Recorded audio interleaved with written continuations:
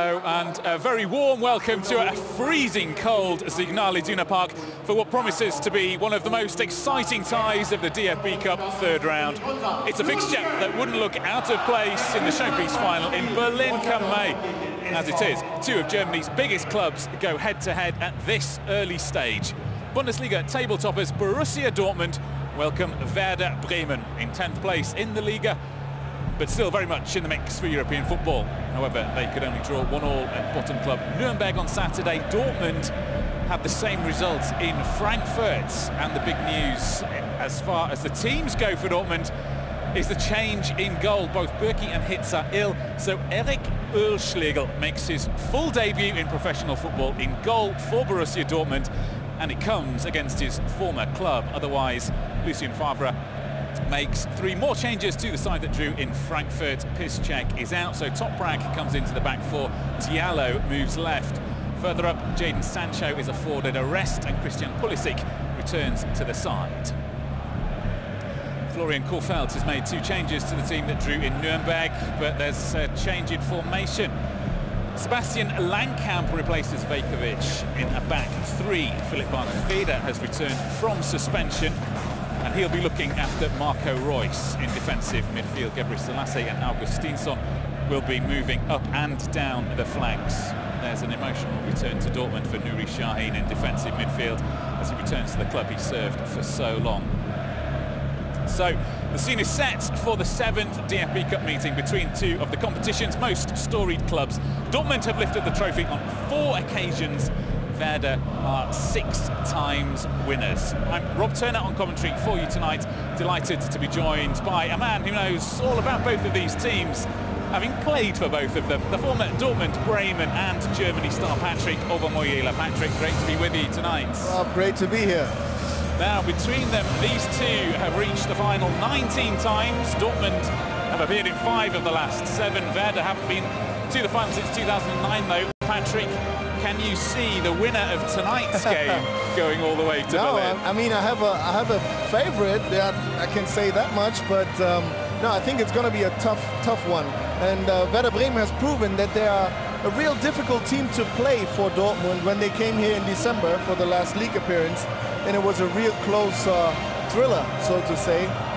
And today we have some circumstances which could make it very interesting and tight. And one of those circumstances, indeed, the man in the picture of your screens just there, Eric Oehlschlegel, 23 years old, his first ever appearance in professional football. And in the cauldron-like atmosphere of the Signal Iduna Park, on the biggest stage, the DFB Cup, what an evening it's going to be for him, Patrick. Yeah, I mean, but these are the games you want to play as a young professional, and now you have the chance to prove yourself in this kind of atmosphere, in this kind of game. And I'm hoping that he has a great night, is not really too impressed by the surroundings, and maybe we'll see another story that can only be written by this sport.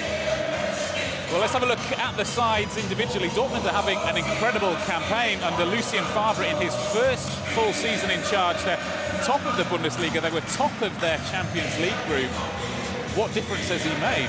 What's his magic formula? I mean, he had a huge impact. He turned the whole club around. I mean, he really changed things regarding the way the players approach anything, basically, very anything. Then the additions, bringing Axel Witsel in, bringing Hakimi in, and it's really all different compared to last year. I mean, one of the guys who's missing today, Roman Burki. Last season, everybody was really not happy the way he played, and this season, actually, he saved a lot of games. So that's just one thing that proves how much has turned around under Lucien Favre. Well, it's certainly turning into a season to remember for Borussia Dortmund. For Werder Bremen, on the other hand, they've been plagued by a little bit of inconsistency. They're capable of playing some spectacular football, but then, like, for example, drawing just 1-1 in Nuremberg on Saturday. What's the reason for this? I mean, some say that they want to play too nice, too beautiful, and not they don't have what it takes to finish games up and to be aggressive enough. But I think Kohfeldt is finding the right things to say to the team, and finding almost every game a good plan to play both, well and aggressive. So much we can't see it so far on the table, but I think in the long terms, he will have a nice way working with this team and this club, Werder Bremen.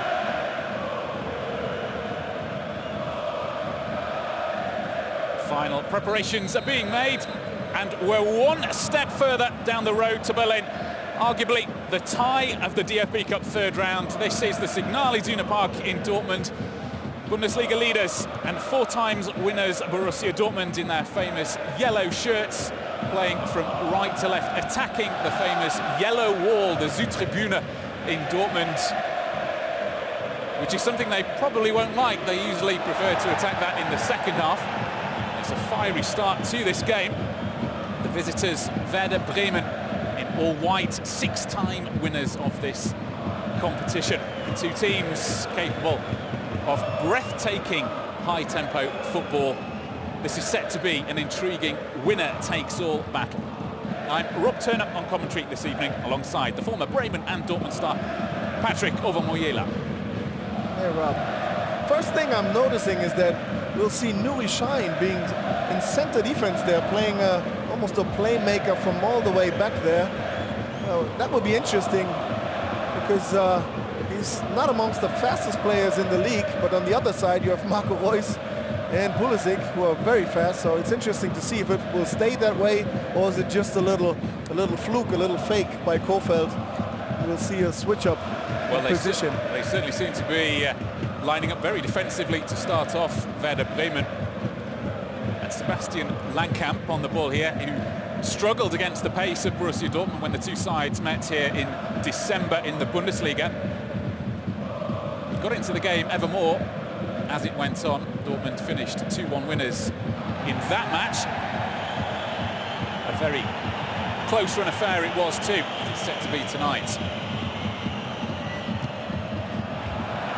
Moisander loses out. This is Pulisic, but played in behind Guerrero. Still Guerrero though, perhaps a chance. Eggestein can clear. Uma Toprak counts to Diallo on the left-hand side of the back 4 tonight. Abdou Diallo. Here he is in a very advanced position. Bargfrede nips the ball away from him. Played out of a tight position, Bargfrede. Dortmund pushing and pressing high up the field very early on. I really like the energy already. I mean, we have smoke in the stadium. I personally like it a little bit. And then you have a floodlight game, and both teams are already going for it. This is Davy Klaassen. Now perhaps a chance for space. He almost sold Augustinsson short, but Augustinsson is off and away. Witsel is across to cover. This is Milot Rashica. Rashica skips past his man. Has Kruse in the middle. And Toprak can clear. Moisander with the ball back into the danger zone. Augustinsson. Now Witsel will look to bring the ball down. This is Götze. Klaassen. Augustinsson. Chance to pick out his man. He's gone long for Gebre Selassie, who's brought down by Diallo, and it's the first free kick of the evening in a rather dangerous position just on the edge of the Dortmund box. Yeah, Diallo's signaling he didn't even touch him, but we can see that his arm was in the face of Selassie, so we can give this free kick. Certainly an early sign from Werder Bremen that they're not here just to defend. A very promising attack and a warning shot across the bows for Dortmund. They already came a little closer to the goal than Dortmund have, but it's so early. I think we'll see action on both sides of the pitch. Max Kruse and Nuri Sahin stand over the free kick. Max Kruse, the hub of everything Werder Bremen do. The game goes through him. Werder. And Max Kruse has given Werder Bremen an early lead. It was Rashica who got the final touch. The dangerous ball into the box from Kruse. And the Signal Iduna Park is stunned into silence, save for the pockets of Werder Bremen fans behind the goal. It's the perfect start for the visitors. And that's why Max Kruse is all smiles and Kofeld is satisfied the way his team started this one. I think Kofeld told Nuri Sahin to tell Max, just bring it in low and let it be deflected. And exactly that happened. A low, high-speed ball, and Rashica was the one to touch it just before Diallo could save this one. No chance there for the young goalkeeper. He was already on the way to the other corner. It looked like it was the plan of Kofeld to bring this ball like this. Well, it's certainly played into Werder Bremen's hands. Kofeld's master plan has come off within 5 minutes. And that just makes for an even more interesting cup night tonight. We were expecting an exciting game, and it already is. The favourites at home, with 80,000 fans behind them, find themselves a goal down with barely 5 minutes on the clock. But what a nightmare start for Erik Oelschlegel on his first appearance. The first job that he had to do in goal for Borussia Dortmund was pick the ball out of the back of the net. Yeah, but the good thing is he couldn't do anything about it. It's not his fault, and he was not looking bad, so this shouldn't be, this shouldn't take something of his self-confidence, and he knows that. It's going to be important now for Dortmund to show strength and to be dangerous on the other side. Well, strength of character is something they've had in abundance at Dortmund this season. Plenty of last-minute goals, not only in the Bundesliga, also in the DFB Cup. But they'll have to be careful here. Rashica has got away from Toprak. There's no one in the middle available, though. But not for the first time tonight. Rashica has the beating of Irma Toprak. A very aggressive defense by Dortmund, by Werder Bremen. This is Kruse with Sell. Read that one beautifully. Now Delaney plays in Mario Götze. Götze has Pulisic in supports. Royce is in the middle. The low ball from Pulisic straight into the arms of Jerzy Pavlenka in the Werder Bremen goal. First time he's had to touch the ball this evening so far. Kruse in so much space, can turn, can look up. Switches play to Gebri Selassie.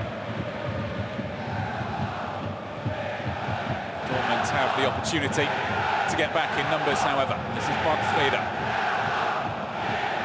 Eggestein.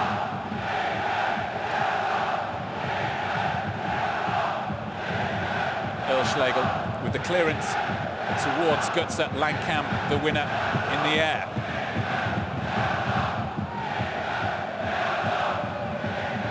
There's a crackling atmosphere now inside the Signal Iduna Park. The loudest section of the ground is the away block. 8,000 or so Werder Bremen fans here.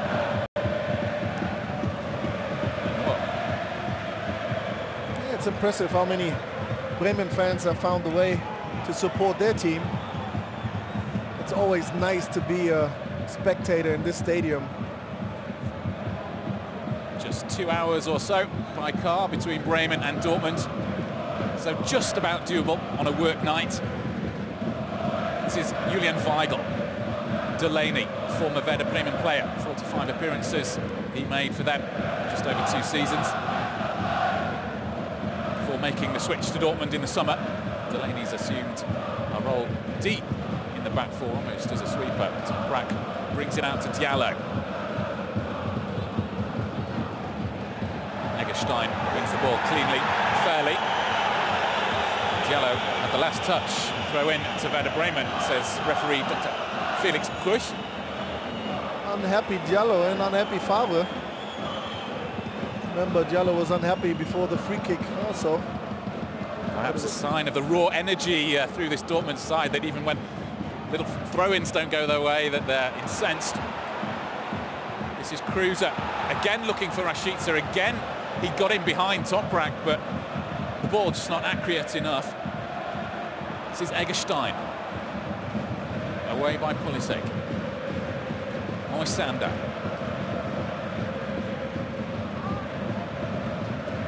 impressive how courageous Bremen is playing at the moment. They do actually play a little bit the way Dortmund used to play, defensively strong and aggressive, and then very fast towards the opponent's goal. They're really looking good at the moment.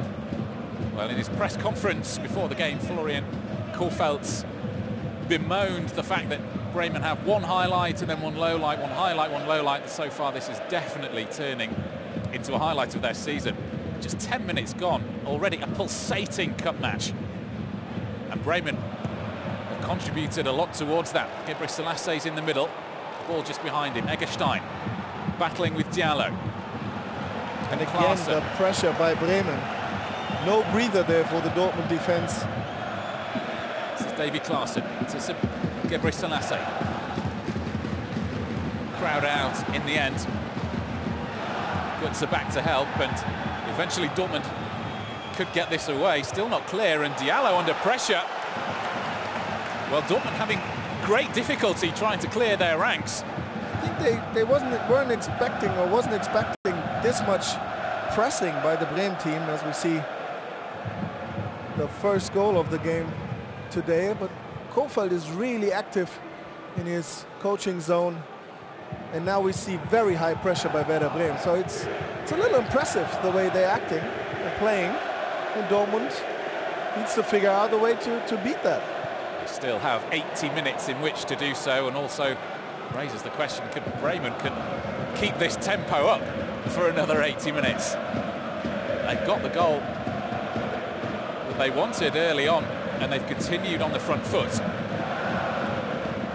This is Julian Weigl, who's slotted seamlessly into the back four in recent weeks. He's a defensive midfielder by trade, Julian Weigl, but due to a range of injuries to Zagadou and Akanji, he's held out in defence, and he looks as if he never played anywhere else.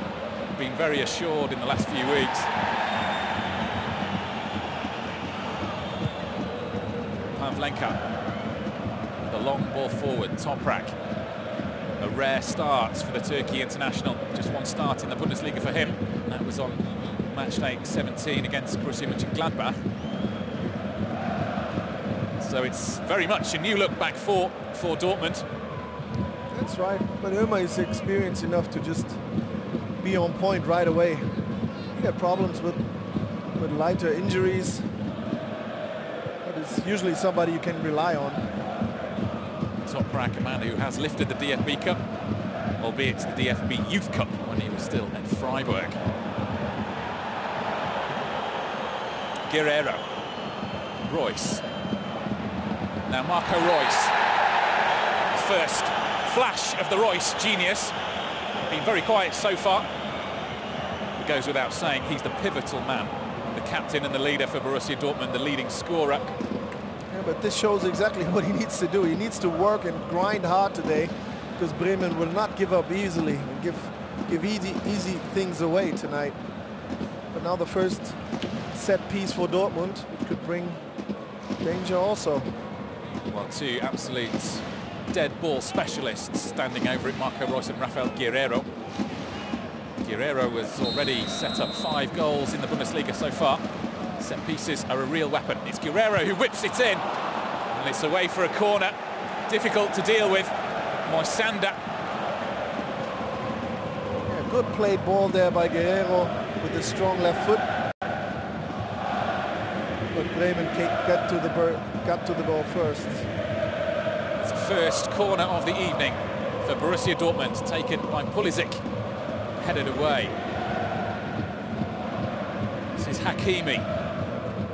Slide rule pass, just cut out. Delaney wins it back. Pulisic will get another chance to bring the ball in. It's spectacular, but it's just wide. What a try by Mario Götze. With a heel kick, he tries to net the sharp cross by Pulisic in. You see just a high-speed ball into the center, which is always a good idea, and then Mario Götze, a brilliant try there. Well, a fantastic sign to see Mario Götze full of confidence after what had been a difficult start to his season. He's had so many injury problems. He didn't start in the Bundesliga until match day 7 or so. And he's having to alternate up front with Paco Alcácer. But it's certainly a sign of the Mario Götze of old. It is, but he has really proven his worth already. All the games. He's not the top scorer, but he really works hard to make everybody around him shine.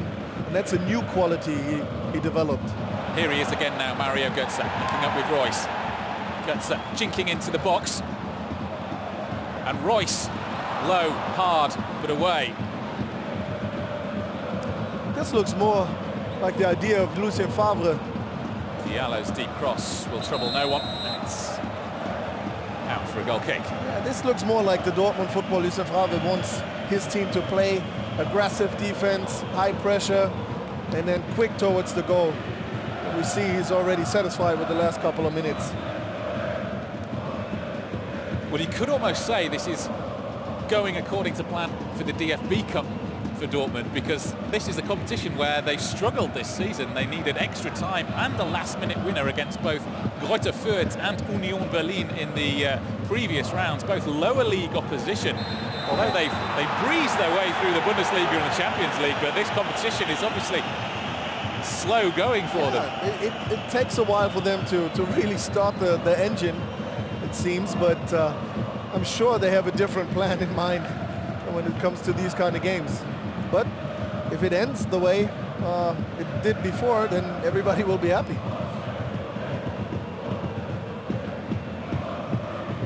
Werder Bremen, of course, a different proposition to, no disrespect intended, but to Greuther Fürth and Union Berlin, both of Bundesliga 2. This is Werder Bremen, one of the top sides in Germany. As we said, the 6-time winners of this DFB Cup. Only Bayern München have lifted the trophy more often than Werder Bremen. But for a club of their size, tradition and stature, they haven't been to the final since 2009. So the 10th anniversary, as far as Bremen would be concerned, high time to get back again, and they're doing everything right so far. Would be a nice story on Bremen's side, but I'm really hoping it's turning out in a different way. But who knows? It's football. Dortmund have certainly enjoyed their fair share of success in the DFB Cup. They've reached 5 of the last 7 finals, including 4 in a row between 2013 and 2017, when they won against Eintracht Frankfurt in the final. 2012 they beat Bayern. All the other appearances, they ended up the losing side. Diallo. Just one step too slow. Guerrero is losing the ball, and now it's...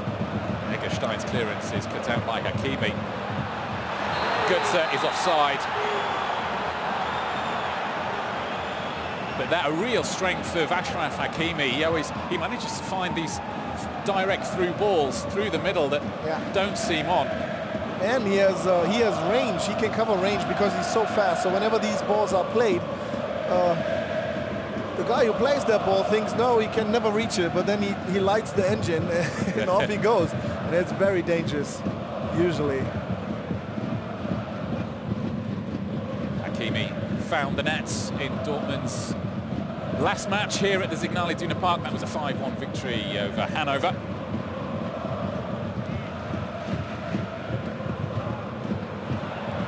Guerrero back to cover, just nips the ball away from Eggestein. This is Julian Weigl, captained Borussia Dortmund in the second round against Union Berlin the first time he'd had that honour bestowed upon him. This is Toprak, and now Hakimi on loan from Real Madrid. Cruiser just trying to dink it over the top to Augustinsson. But now Dortmund can break. Christian Pulisic.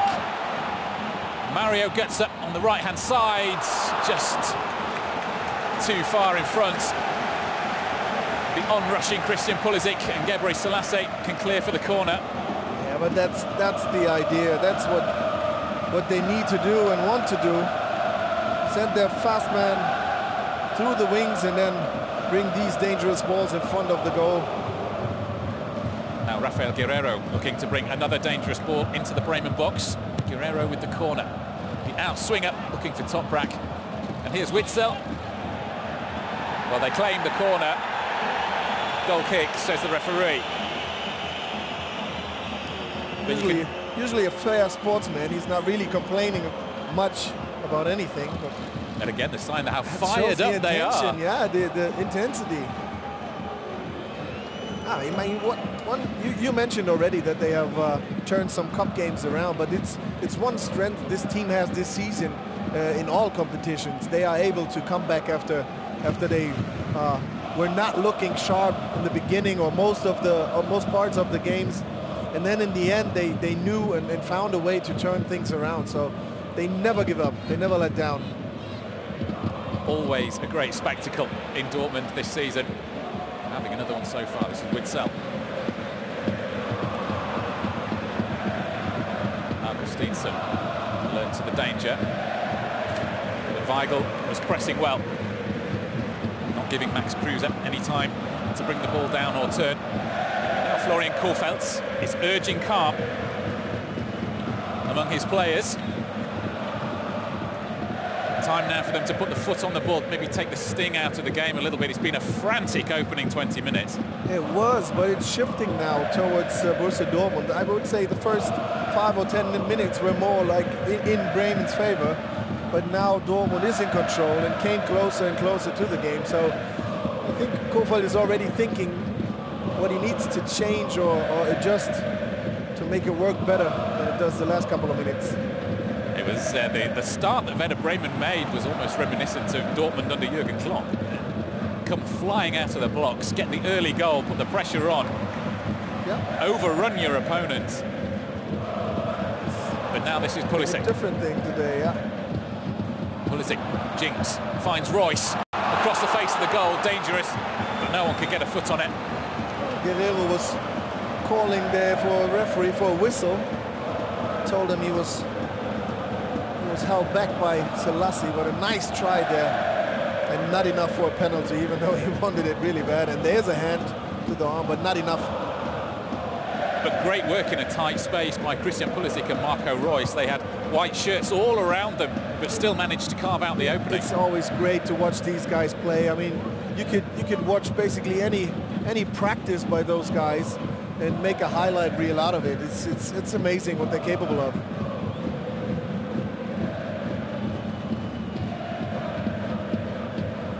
This is Moisander, the boss at the back for Bremen, veteran Finnish international.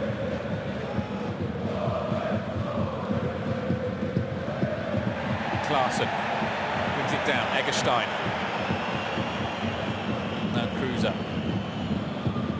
This is Augustinsson.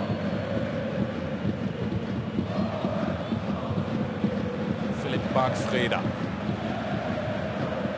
Suspended at the weekend. Back now in defensive midfield. Bargfreda, the embodiment of the Verde spirit, they say, a real battler.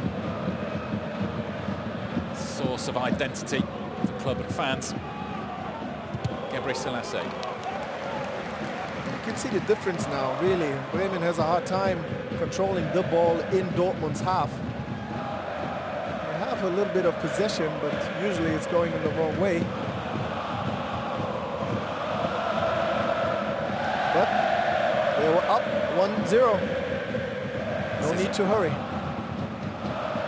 This is Eric Oehlschläger, nominally the third choice keeper at Borussia Dortmund behind Roman Bürki and Marvin Hitz, but both the Swiss custodians fell ill, and so Oehlschläger got his debut tonight.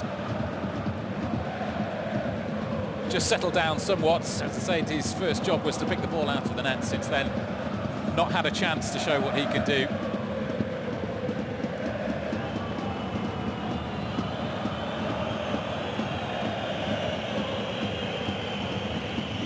Still a long way to go in the game, but the omens for Bremen could be very promising. The last time Dortmund lost a home match in the DFB Cup was way back in 2009. That was to Werder Bremen. And Bremen that season went on to win the DFB Cup.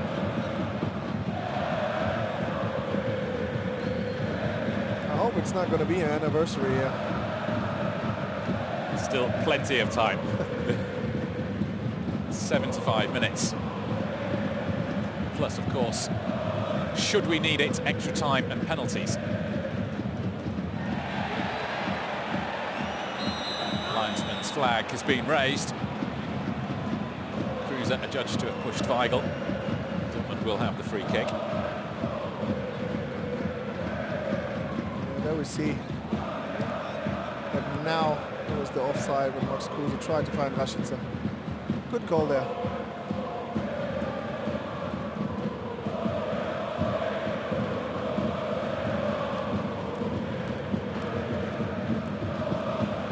This is Diallo, Toprak.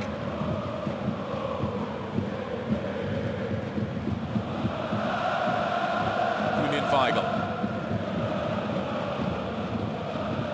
Now Götze looking to link up with Pulisic again. Pulisic just ran into too heavy traffic, and Bremen can break with Eggestein. Kruse.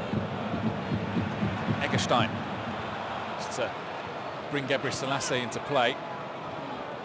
Ball played just a little bit too far behind him, not into the path of Gebrselassie. They've been off and away. It's given Dortmund a chance to regroup. Bremen they're taking their time now. Bring the ball in play. Kruse sold Gebrselassie short, but Eggestein wins the ball back from Diallo. Throw in goes Dortmund's way.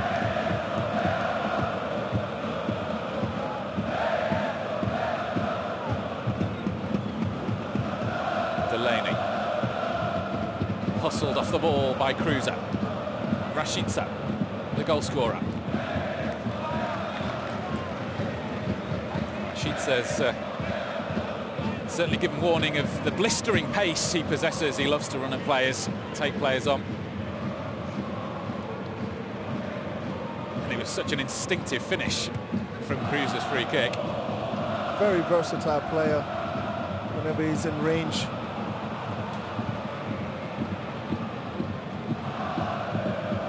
Under pressure from Augustinsson.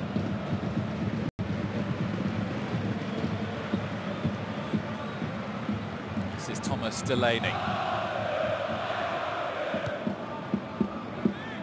Part of that duo in defensive midfield, Delaney and Witsel, who've given the Dortmund game another dimension this season, added so much composure, leadership.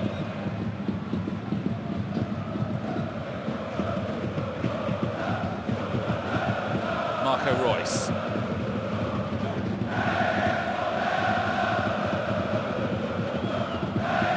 Again, impressive how loud the Werder fans are. In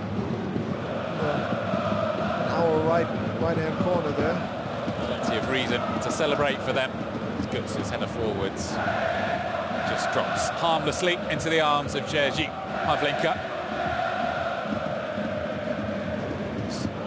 Just the away day that's certain fans dream of.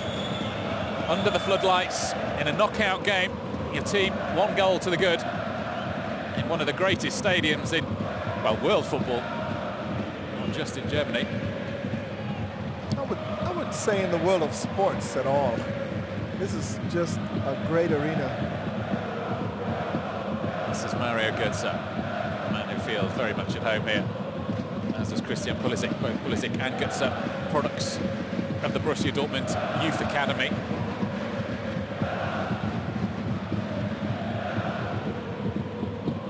Götze dropping deep. Pulisic is away, but he's unceremoniously upended by Philipp Bargfrede, who'll get a talking to from Felix Brüch. This is what Bargfrede is there for, actually. That's what they like about him. No compromises at all.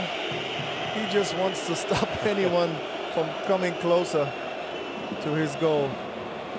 Well, Pulisic has certainly felt the full force of that warning. from Verde. I'm sure it won't put him off trying to attack the Bremen goal, however. This is Marco Reus with the free kick. Whipped in, headed away by Nuri Sahi.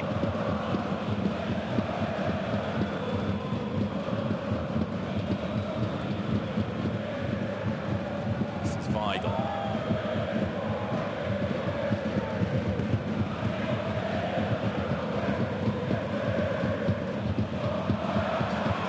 Goetze and Guerrero, just a bit of a misunderstanding.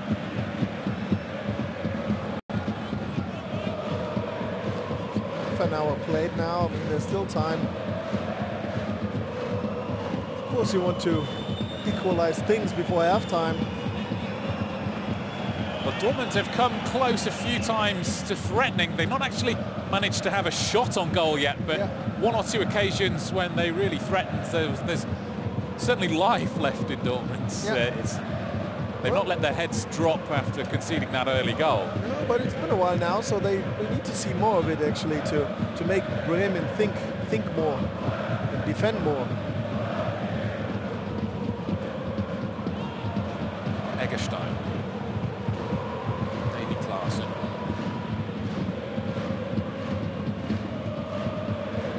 This is Sebastian Langkamp. Bremen managing to play themselves out of trouble. Neat combination. The short passing game is something that Florian Kohfeldt has instilled in Werder Bremen since he took over. That's important. From Alexander Nuri. You need to find a way to get yourself out of tight spaces and control the ball still. And when the only chance you have is to play it long, then you usually lose it.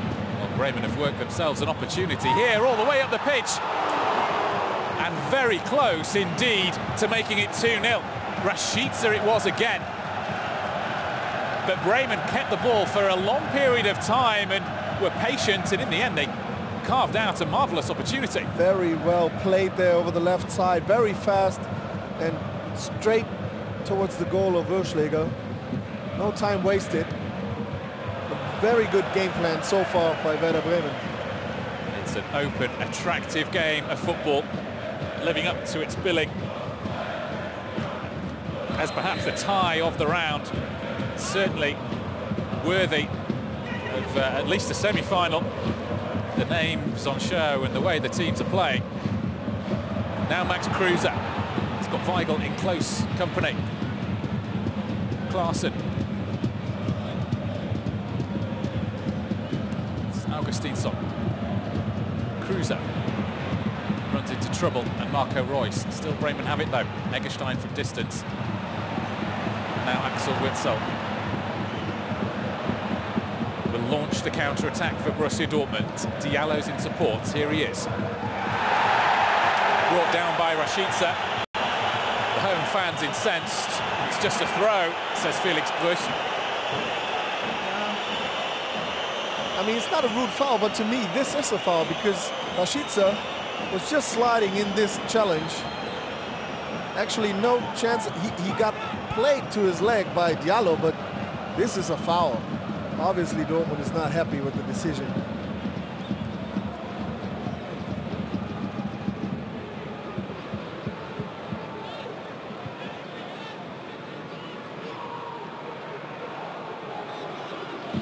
Werder Bremen defending very deep now, making it difficult for Dortmund to find rooms to play. Patient build-up from Borussia Dortmund. This is Axel Witsel. Reus has made a run. This is Marco Reus. Just got caught up. Still Dortmund have it though. Diallo. Guerrero. Now Witsel again. Rafael Guerrero, who's re-established himself in the side. He's dislodged Jakob Brun-Larsen, who had been favoured in the earlier part of the season. But now Guerrero is making that berth on the left-hand side of midfield his own. Here he is again, Portuguese international, European Championship winner in 2016. Jakob Brun-Larsen was beginning strong this season.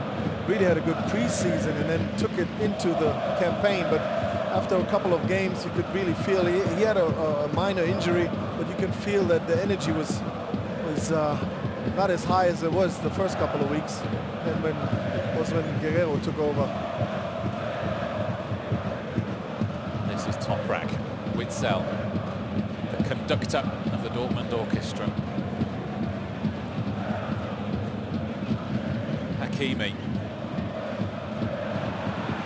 And Rashica, who's been very busy in this first half, here, there and everywhere.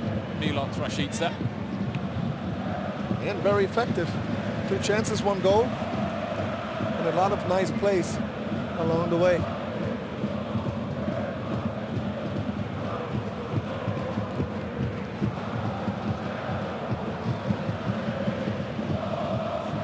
Weigl. Dortmund will have to start again against the massed ranks of Bremen defence. They're playing almost 5-4-1. This is Marco Reus. Can he find some space? Reus clips it into the middle. Gebre Selassie with the clearance. And Augustinsson. Now Klaassen. Max Kruse, the captain and playmaker. Götze. A bit of pace being injected back into the game now. Witzel.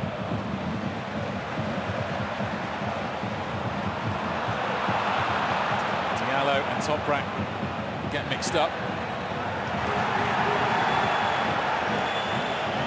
Again, throw to Werder Bremen. Well, plenty of food for thought for Lucien Favre. With 10 minutes or so to go until half-time, he'll be thinking very carefully about what he's going to be saying to the players in the dressing room. Well, I think he knows exactly, or he knows already what to adjust. He needs just that break to tell his team, make it work better. He has proven that he can switch things up at half-time and then have a different team out there. Well, there's so much attacking quality on the Dortmund bench that should he want to make a change, it's bound to be effective. Brun Larsen, Wolf, and of course Paco Alcácer, all on the bench tonight for Dortmund. Delaney. This is Weigl.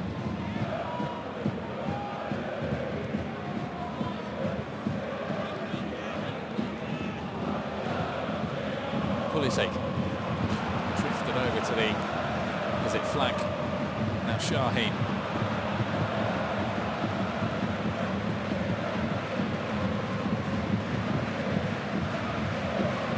It really looks like Dortmund has control of the game, but all I see is a lot of sideways play, not a lot of vertical play. Most teams like it, and Dortmund likes to play it. And every time they did, it got dangerous. Just chipping away, Borussia Dortmund, waiting for the opportunity. But also part of the flexibility that Dortmund have under Lucien Favre. It's not just all about counter-attack. It's not just about possession. There's a really good mixture of the two. That's true. Lots of defending to do now if Rashica can get away, but no way past Axel Witsel.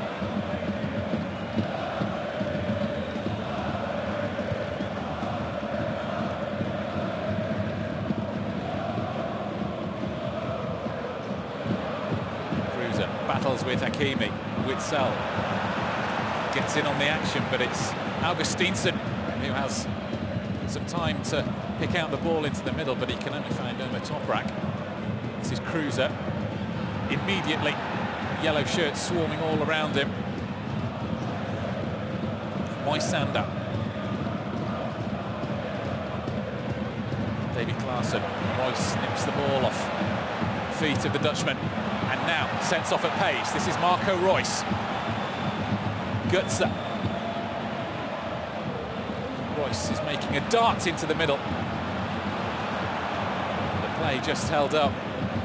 Pace has been taken out of the attack. Hakimi was in support. This time it took too long.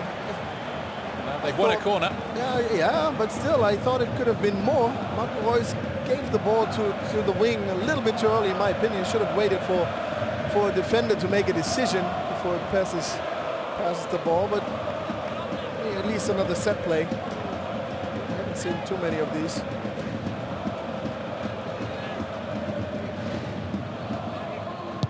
Christian Pulisic low this time, but ineffective. Very easy for Werder Bremen to deal with, and they move out of defence, occupying a higher line.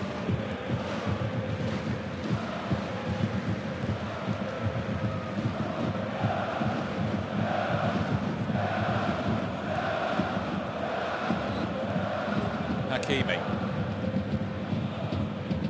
Guerrero. Diallo is in plenty of space on the left. Witsel can find him. Back to Witsel in the middle. Under pressure from Rashica. Witsel's away, but so's the ball, and Freda can intercept.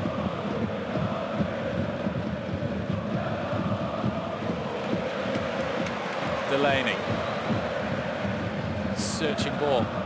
Finds Rafael Guerrero.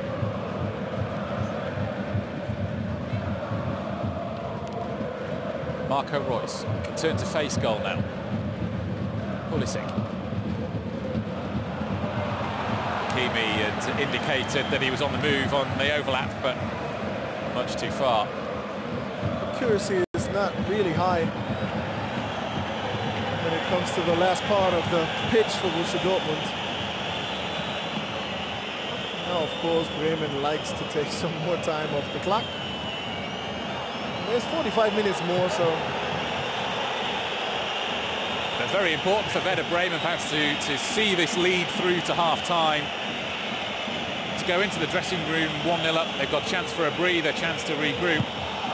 Right, the baddest thing that could happen now for Bremen is getting the equalizer for Borussia Dortmund. Rashica sets off the pace. Well, the claiming hand by Julian Weigl.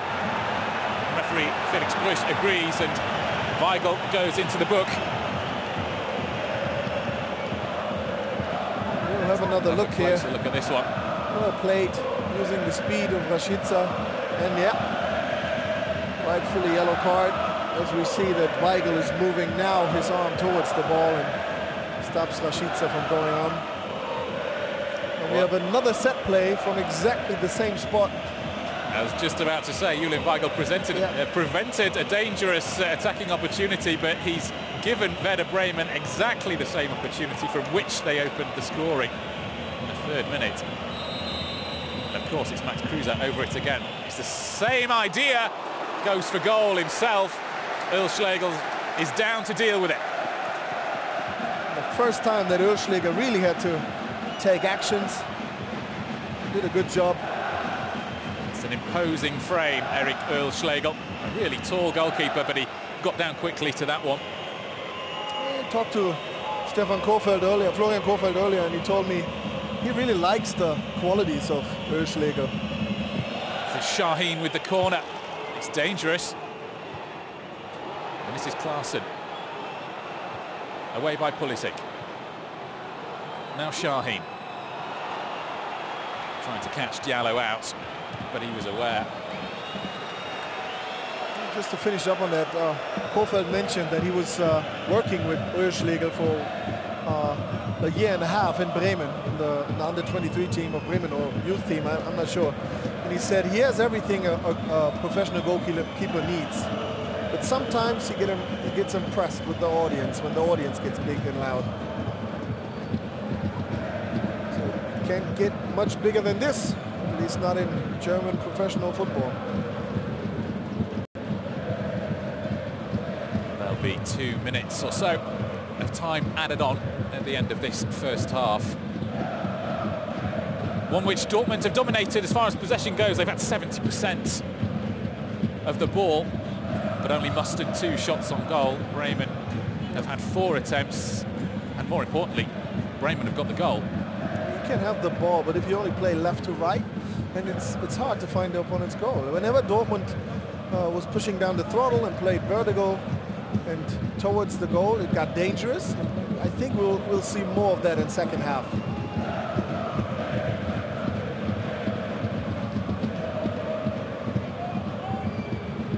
Toprak. Now, can Borussia Dortmund create one last chance before half-time? Not like that. And there, the confirmation. 2 minutes of time added on.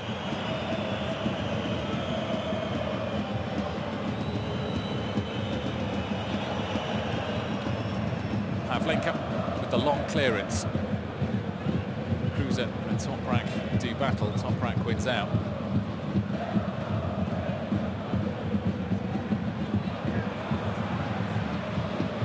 Bremen pressing really well in the centre of the park. Hakimi. This is Gutsa. Hakimi on the overlap. Barged down Augustinsson on his way forwards. Remonstrating with the decision.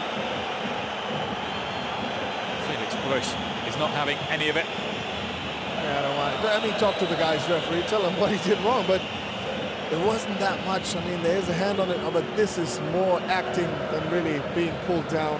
It's too easy to get this kind of calls. It's a high-intense cup game that these guys play a little bit. Intense it has been indeed. It was a breathtaking start to this first half.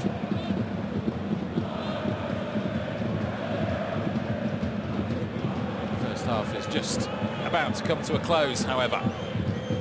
Werder Bremen leading by 1-0.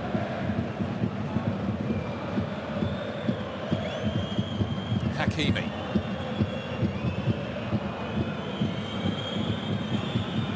Now Julian Weigl. Diallo can keep it in. Good control from Diallo. This is Axel Witsel now on the edge of the box. Free kick. And perhaps the last opportunity of the half for Dortmund.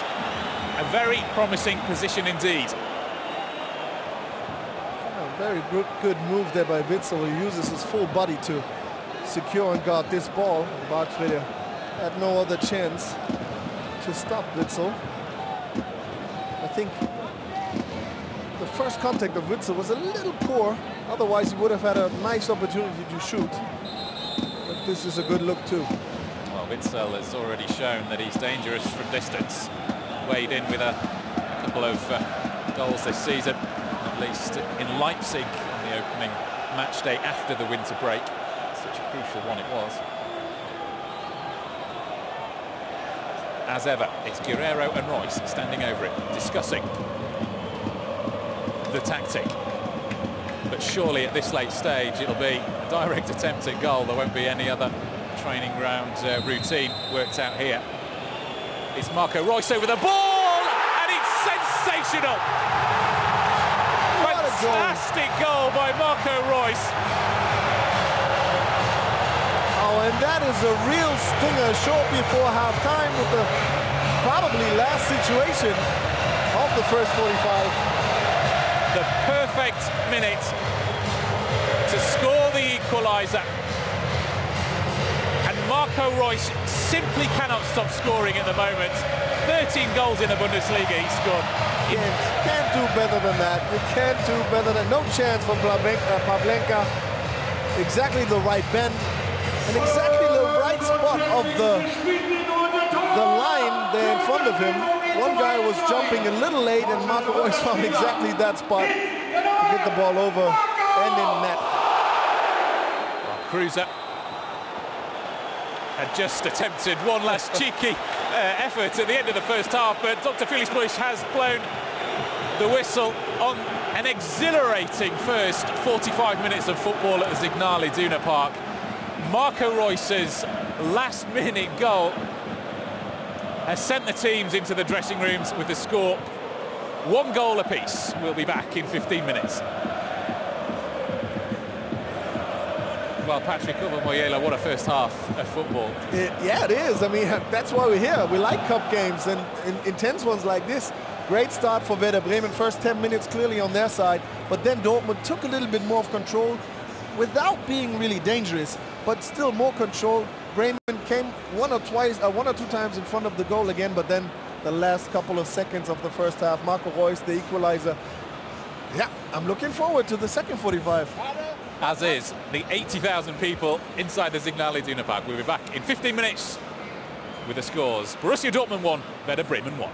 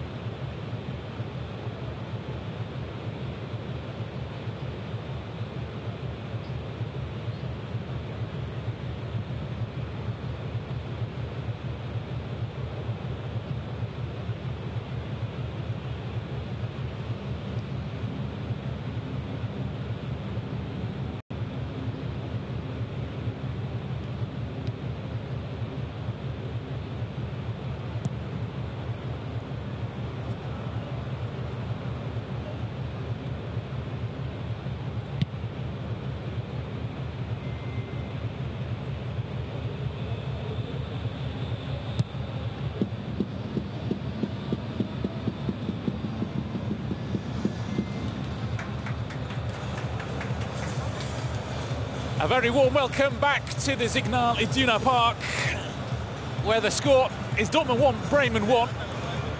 After a pulsating first 45 minutes, there's going to be a change at half-time. Paco Alcácer is coming on for Borussia Dortmund, in place of Marco Reus, who picked up a little bit of an injury in the first half, and Dortmund taking no risks. Paco Alcácer, the man with 12 goals in just 15 appearances for Dortmund so far. Most of those short appearances as a substitute as well.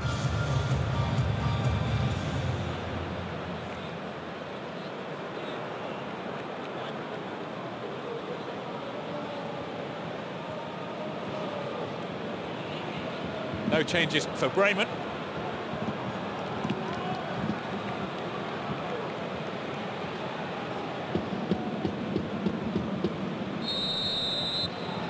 And we're underway for the second 45 minutes of the DFB Cup third round at the Signal Iduna Park.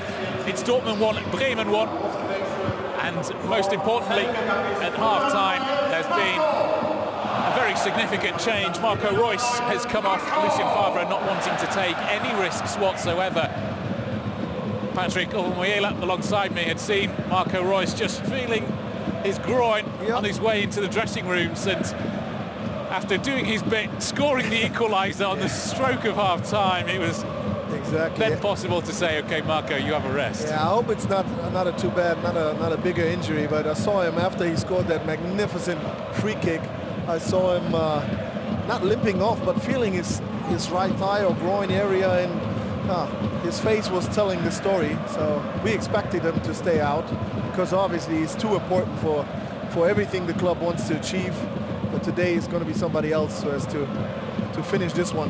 Well, he's already played his part, scoring on the stroke of half-time, the equaliser to make it 1-1, and keeping his record intact of having scored in every game so far in the DFB Cup. He scored in the first round, the second round. Both of those were in the last minute of extra time. Both of those were winners. This one was the equaliser, but he's on course, perhaps, to join Dieter Müller and Dirk Kurtenbach in having scored in every single round of the DFB Cup in a single campaign.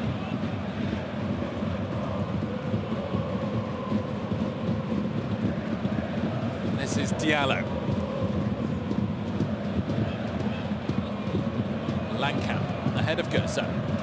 Götze charges it down, and a goal kick.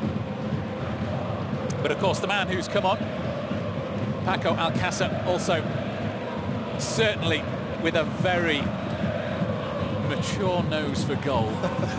You could say so, yeah. I mean, he certainly knows where it is. His statistics speak for himself, especially when he comes off the bench. It's just an incredible story. 10 goals as a substitute in the Bundesliga, Paco Alcácer. Already in the midway through the first half of the season, he'd set a new Bundesliga record for an entire campaign, overtaking Niels Petersen of Freiburg for the number of goals scored coming off the bench. Also very interesting now to see Alcácer and Götze playing alongside each other. Up until now, Lucien Favre has played one or the other. Usually it was Mario Götze who warmed up the place for Alcácer, and then he finished with scoring. It's going to be interesting how Mario fills in for Marco Reus in his position now, and Alcácer does his thing.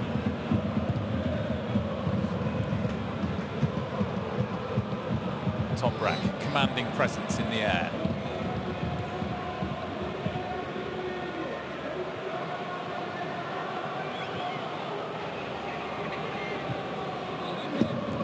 Defending higher a little bit these first couple of minutes. He came flying out of the blocks at the start of the first half, did Werder Bremen. Got that goal just after 3 minutes. Cruz's free kick diverted home by Milot Rashica. This is Alcácer, first touch of the ball for the Spanish international. The intended through ball to Götze is cut out.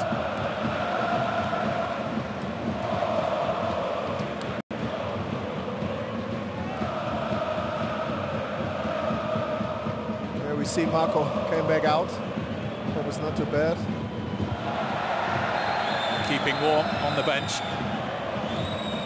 Unable to intervene.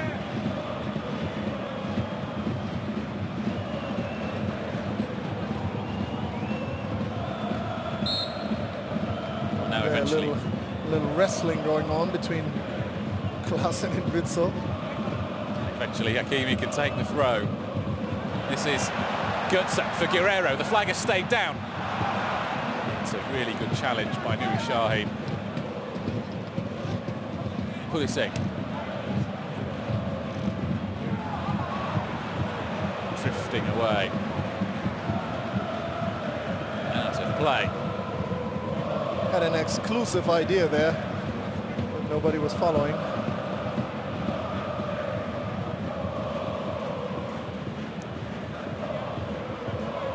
Nuri Sahin picking up Alcácer in the middle. Unaccustomed role for Nuri Sahin. He's been playing at the centre of defence. Not a position. Beginning, I thought Kofeld will just fake it a little bit and then.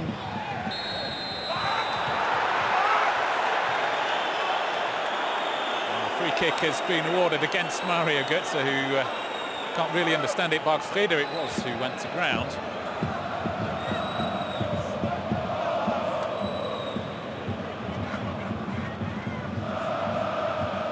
Moisander, who launched the long one towards Rashica. Up against Weigl. Rashica's one out. Delaney's back to cover. Hakimi long towards Alcácer. Sahin wins the header again. Sahin looking very comfortable in central defence. I really thought it would be just a fake and he would go back into midfield the further the game goes on, but must be Nuri Sahin, of course, a man who knows every inch of this pitch. He does, and he's really strong whenever he has the pitch in front of him. So many years at Dortmund, so much success he celebrated here. Born and raised in Lüdenscheid, which is only about 50 kilometres down the road from Dortmund.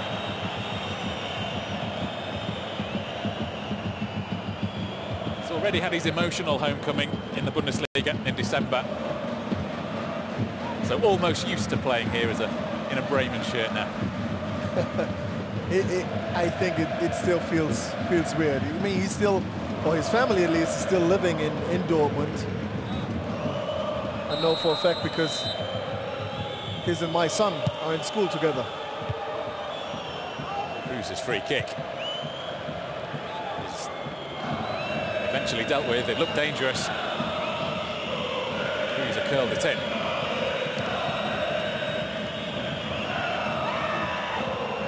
Kruse goes down looking for another free kick. He's not going to get it.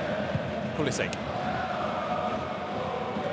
Kassan is just sensing a break in behind Verde.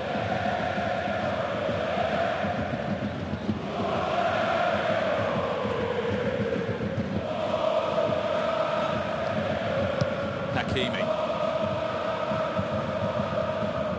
Sahin wins out again. Pulisic. And now for the first time you can really hear the Dortmund fans singing. First half it was more coming out of the Werder Bremen fan corner.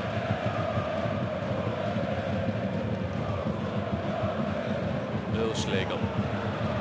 He's found Götze eventually. It sort of span and bobbled down. Eggestein. Langkamp. Kruse at the heart of everything Bremen does. And Eggestein. That's a neat cutback. Skebre Selassie. And now Max Kruse! And again, Schlegel gets down well to save. That will give him some confidence there, but well played over the right wing. Fast and directly. Selassie with a little heel kick, and then Max Kruse with what he said would be his target today. Try from every angle whenever he has the chance. Well, it's the second time that Kruse has tested Schlegel at his near post. It's the second time that Schlegel has dealt with it well. A first save in front of the yellow wall, that'll do him good. Mark Freda wins the header.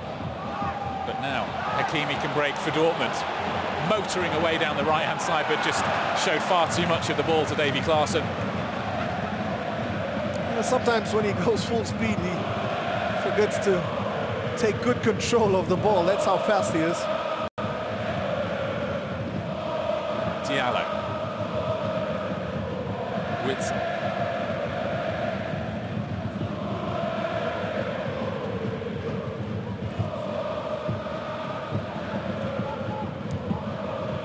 Pulisic. Forced back by Moisander. Weigl under pressure from Cruiser Aguel.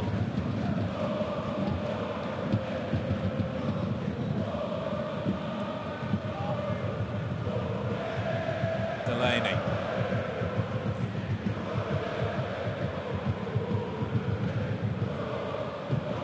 We're reverting to time. This was very much the picture for long periods in the first half. Dortmund with plenty of the ball, but just having to pass from one side to the other. Good hustle there by Mario Götze, getting the ball back.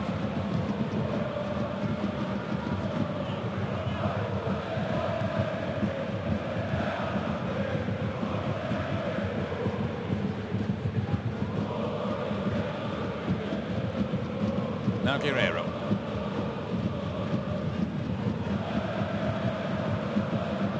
Dortmund with the yellow wall behind them, but the green and white wall in front of them. There's just no space at all to be found in this Werder Bremen defence at the moment, having to pick and probe.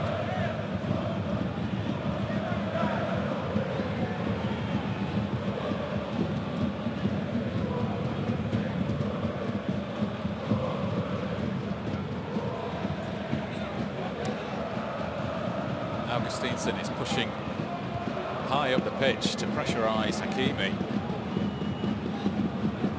I think that was the idea of Kofeld, bringing a five back, Louis Shine at center, and then this high wingers, Selassie and Augustinsson, pushing very high against Dortmund's wing defenders. Now with Weigl. Christian Pulisic looked to run at Augustinsson. Delaney's lost out to Moisander, but Guerrero can pick up the pieces. This is Hakimi. Whips the ball in. Witzel's at the far post. Handball, the appeal. Play on, says the referee. Oh, I want to have a look at this. I really want to have a look at this. Can't say something about deflection. I mean, it was touched before, but not from close range. And it didn't seem natural to me. Well, still Dortmund have the ball. Still they pressure. This is Delaney. Looking to get it to his left foot. Now Guerrero. Alcácer with the flick. Well, it was a half-hearted attempt by Alcácer. I think now we have time to see that sharp cross there. There's the deflection. Difficult not enough. Yeah, difficult, not enough. I mean, strange movement, but it was right in front of the chest.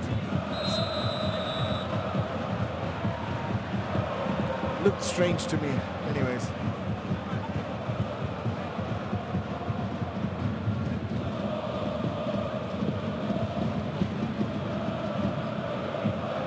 Toprak moves forward to join the attack, to start an attack going.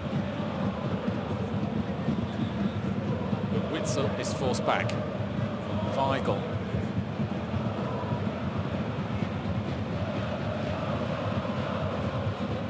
It's just not enough movement and offensively, Dortmund. Every player stays in the position he has, and that makes it harder to find the teammates, but makes it easier for Bremen on the other side to defend. And good work there by Mario Götze. Now Hakimi has a chance to run at the defence. Again, having to hold the ball up. And Toprak, who's seen plenty of the ball in the last few minutes in this position. The overview of the field in front of him. Weigl.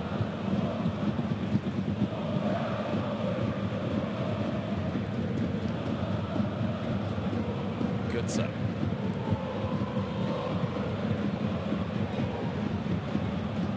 Guerrero. Delaney.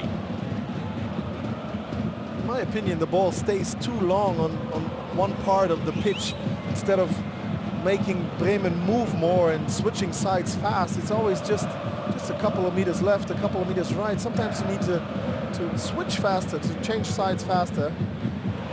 Well, it's Bremen who now can switch sides very quickly indeed. As Kruse looks to break, he's brought down by Delaney. Feels he should have had a free kick. Looked like a fair tackle, at least first. Witsel into Guerrero. Neat 1-2. Just couldn't get in on the end of it. Now a little power play by Borussia Dortmund.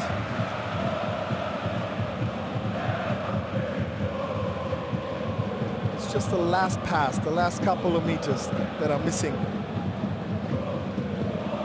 Guerrero gives the ball away all too easily. Rashica has Max Kruse to aim for. And he's found Max Kruse. Handled the ball on the way through.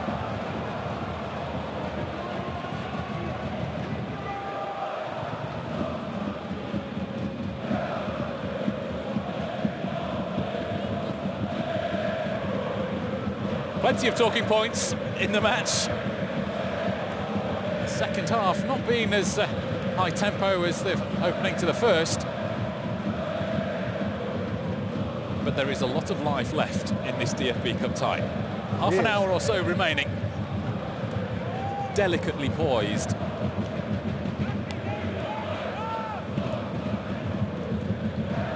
So again, this must be faster.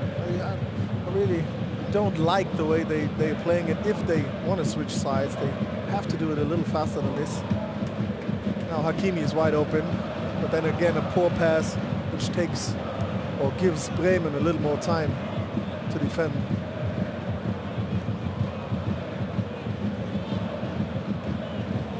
Now Delaney goes long, looking for Alcácer. And Pulisic's get on the end of it, but his control has let him down. Yeah, that was a 50-50 ball for Pulisic. Either you get around the corner and then you have a good look to create something, or you lose that ball. It's worth a try. Martin Harnik is preparing to come on for Werder Bremen. He will replace Rashica, who really worked a lot first half. And he brings some extra speed on the pitch. Experience in the form of Martin Harnik.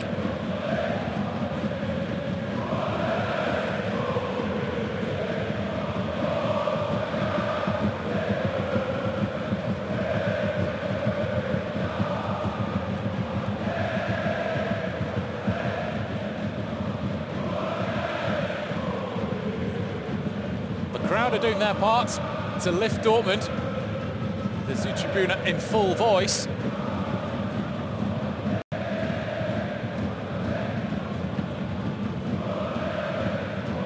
Alcácer to Guerrero. Neat feet from Alcácer. It's a vital challenge by Moisander.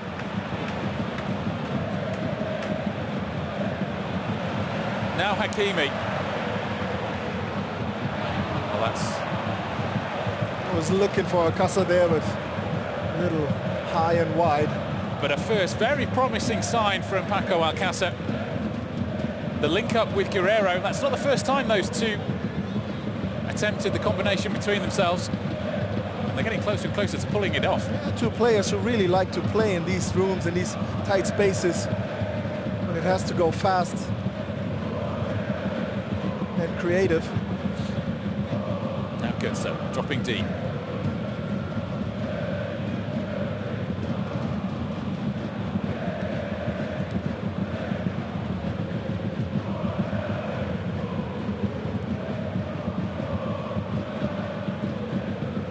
Guerrero.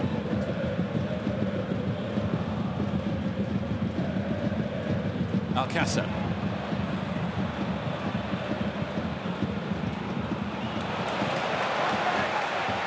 Hakimi. Götze didn't know that Guerrero was in a better position waiting behind him. Missed opportunity for Borussia Dortmund. Verde now have the chance to break. But I like the pressure now. Dortmund is trying to force something here. Augustinsson hooks it clear. Weigl plays it back in. Here's Pulisic. Bundled easily off the ball by Nicolas Moisander. Well, Christian Pulisic has been struggling to get into the game. He scored a goal and set up one in the last round, but it's not really been his night.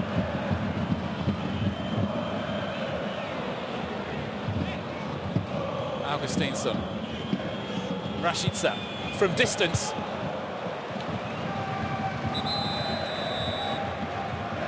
And that attempt on goal was Milot Rashica's final contribution to this cup match.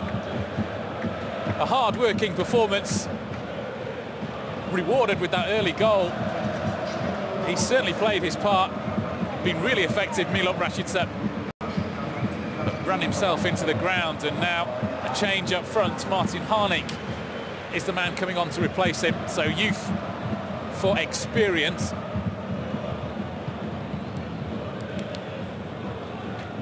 Really decent performance from Rashica.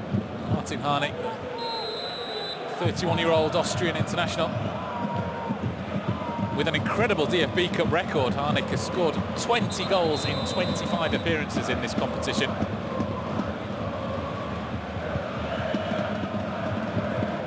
Should he add to that tally tonight, would have proved a very effective substitution.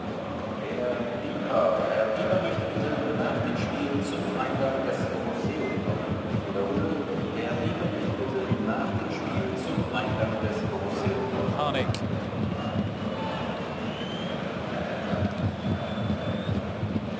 Struggled for too many starting places this term, but a player who can make a difference off the bench. Yeah, he brings exactly the right speed, which makes it difficult for Weigl, let's say Weigl, to defend, because Weigl is obviously an experienced player, but he's not the fastest. So this could be a nice matchup for the likes of Bremen, at least. Max Kruse, who has struck up a really good partnership with Martin Harnik. The two get on well off the pitch. Certainly full of harmony on it as well.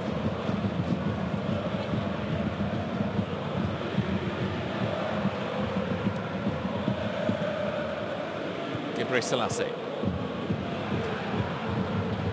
Here is Harnik. Not enough legs on the ball back to Gebre Selassie. Witsel.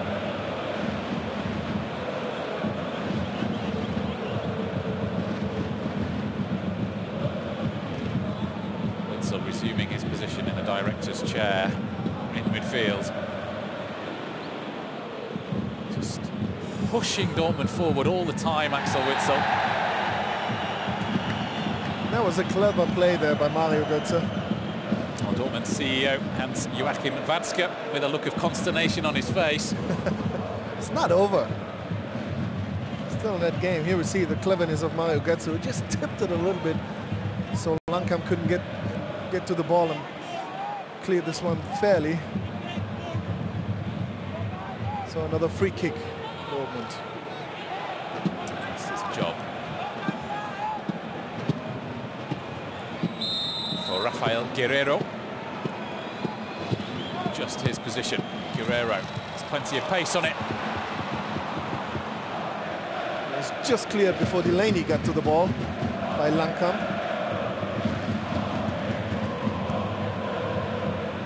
Kruse with a long ball forward. Harnik gives chase. Wins out initially, but in the end trips Mario Götze. Wasn't best pleased. No, Mario is again working hard. That's kind of his new role, more of a worker than a scorer. And I like that he's not too shy from working defensively. Certainly another dimension to his game, because when he burst onto the scene, and of course everyone around the world will remember Mario Götze for scoring the winning goal in the World Cup final at the age of just 22, and heralded as one of the greatest attacking talents in Germany. But as you say, he's developed his game and now works hard tracking back. This must have been a foul, Christian Pulisic's mind. I think he got kicked into the calf there.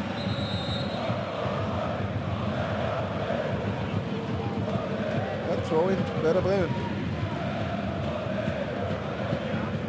It's Harnik. Weigl. Abdou Diallo. Was looking for Pulisic, but much too adventurous and ambitious. The ball really easily cut out by the Verde defence.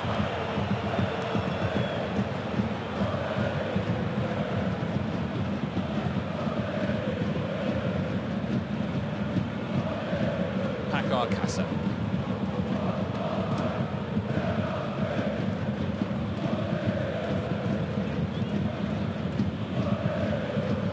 Toprak.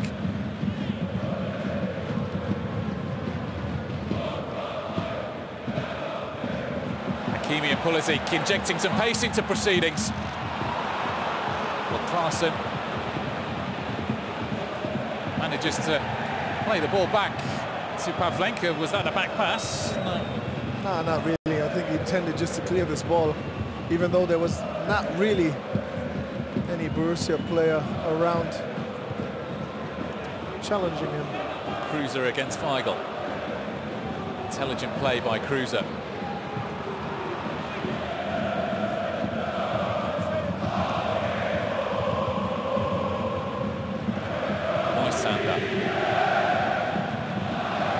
Selassie won't keep that in, and unnecessarily has given the ball away, giving the momentum back to Dortmund. Florian Kohfeldt certainly knows that his side can't afford too many misplaced passes. It's a difficult place enough to come as it is without making life easy for Borussia Dortmund.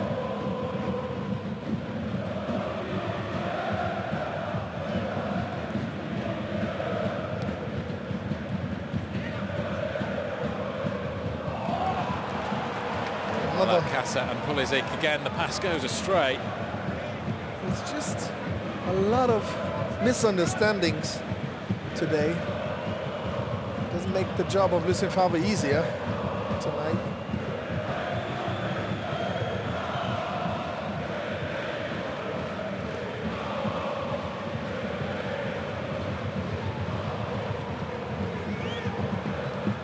Harnik wins the challenge in the air against Weigl, but he's out on his own up front.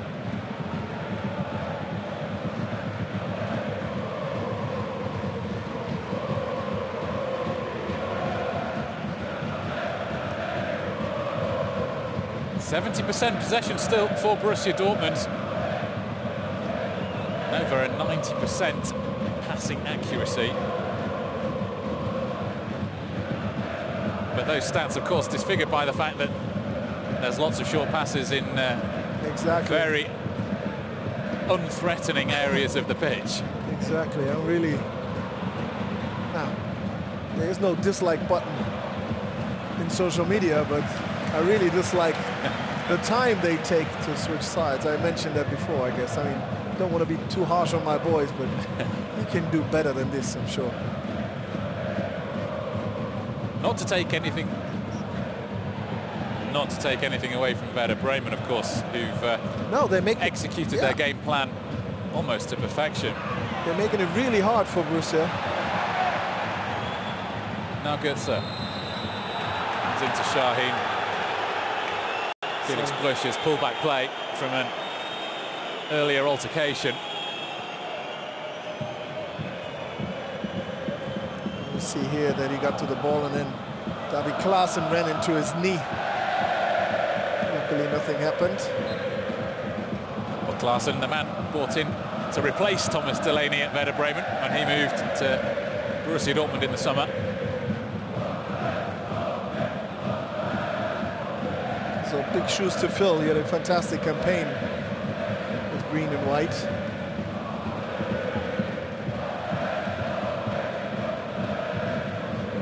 Klaassen has made a good fist of life in Germany. Well, Mario Götze is appealing for a penalty. The crowd's appealing for a penalty. Patrick Aubameyang is appealing. Yeah, it's just a feeling until it's proven. Well, the crowd incensed, but play has continued. This is Philipp Bargfrede for Bremen. Augustinsson. Now Bargfrede. It'll be interesting to see the replay because the crowd are still absolutely incensed.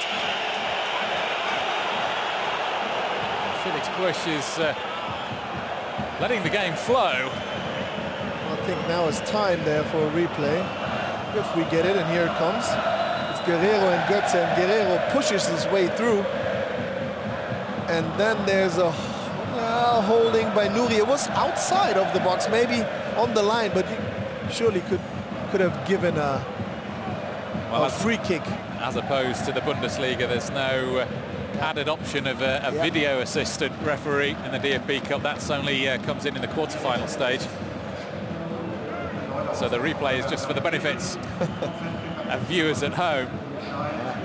But I wasn't mistaken. There was a little grappling going on, and Nouri pulled and stopped Guerrero there from the looks of it. I mean, I would say this could have been a penalty or a free kick. Well, as it was Nouri Sahin's last intervention because he's been substituted off in the meantime.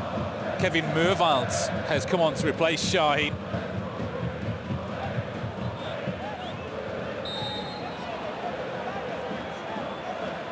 Mervalds, who joined the club in the summer from Nuremberg, has very much been in Sahin's shadow.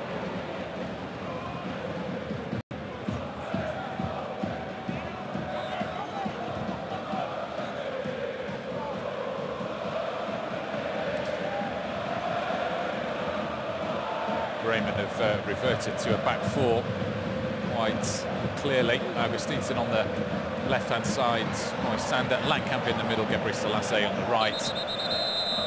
Meaning that Bargfrede is pushing up a little bit, Sahin's out of the game. And Mervald is a defensive midfielder, and he's occupying that position now.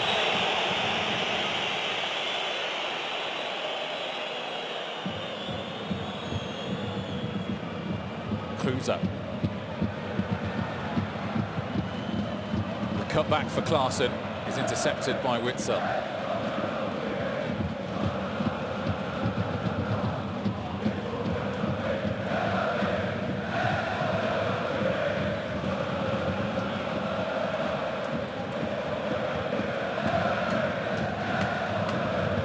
Eggestein. Bremen with a little bit more effort now to play towards Dortmund's goal. Well, Max Kruse's long-range effort aside, that was probably the most dangerous opportunity of the second half. Yep. Well, the clock is ticking down now. We're approaching the 80th minute, which means there's only 12 minutes or so between us and extra time as things stand. It's a crucial time now. Anything happening now would nearly seal the deal for either team. So no high risk taken probably on both sides, but I'm not sure if which team would like to go an extra 30 minutes more. Well, Dortmund certainly have the experience. Both their previous ties this season went to extra time, and they won both of those. Werder Bremen have had much more easier passage to the last 16. 5-1 and 6-1 wins over Worms and Flensburg. This is the first real test they've faced, and they've acquitted themselves well.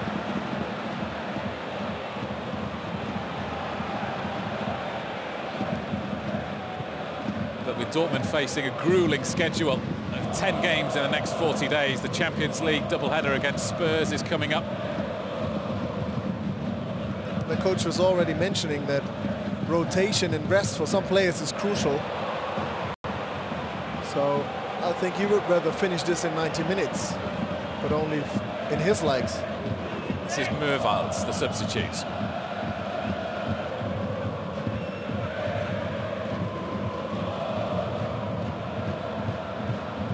Freda, Hakimi and Weigl combined to clear. Hakimi wanted too much time. Augustinsson harrying Julian Weigl.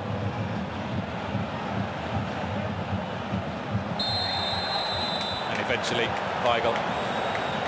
I think the foul was before. Felix Brügg was just waiting for a situation if he could give Weigl the advantage or needs to blow the whistle, and he did in the end. This is Delaney. Diallo looking to break at speed, but they got caught up within their own feet, and now Bremen end-to-end stuff. This is Max Kruse. Still Kruse. He had Klaassen screaming for it. Mervald from distance. Well, Davy Klaassen will probably be really frustrated with Max Kruse. He'd made the run into space, but Kruse just took the extra touch. But Witzel and Toprak with a good job closing the space for Kruse to stick it through to Davy Klaassen. So maybe frustrated, but it was the right decision in that case.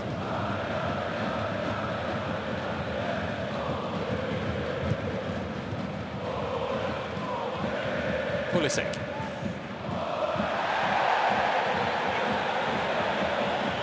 There's a fiery atmosphere inside the Signal Iduna Park with 10 minutes to go in this third round tie. Still 1-1.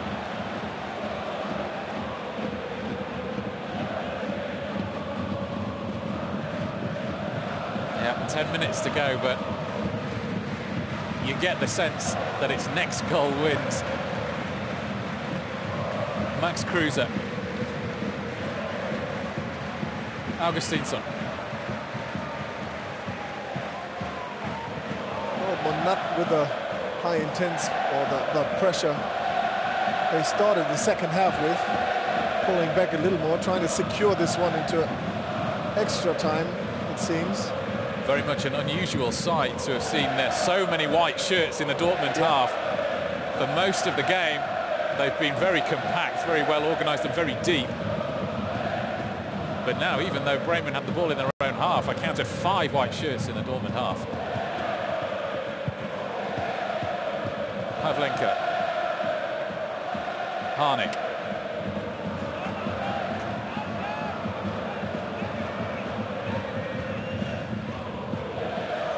Davy Klaassen. Now Freda. Gebre Selassie on the overlap. Another defensive hustle by Mario Götze. I mentioned it before. Yes, great to see that. Another late advantage call there. Yeah, Felix Brügg has been very keen to let play continue wherever possible throughout the game. It's certainly made for an open and attractive game of football. I like that. I mean, if it's not a bad one, just let it go. Let them figure it out. Call it back later.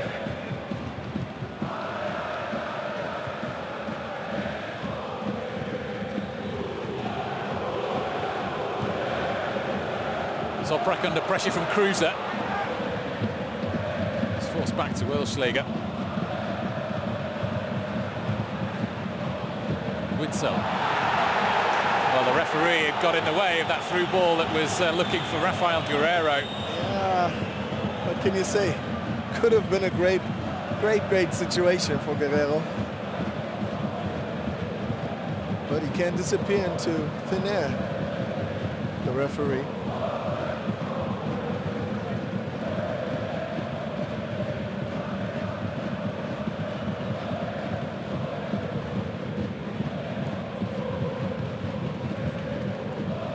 Good so.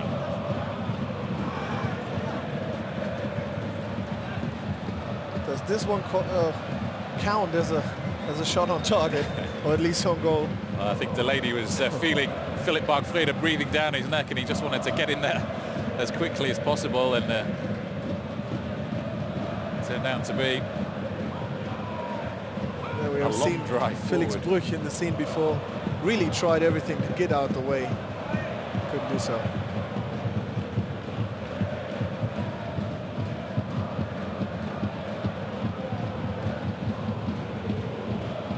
Augustinsson shoves Pulisic off the ball. Hakimi. Now Götze on the right-hand side.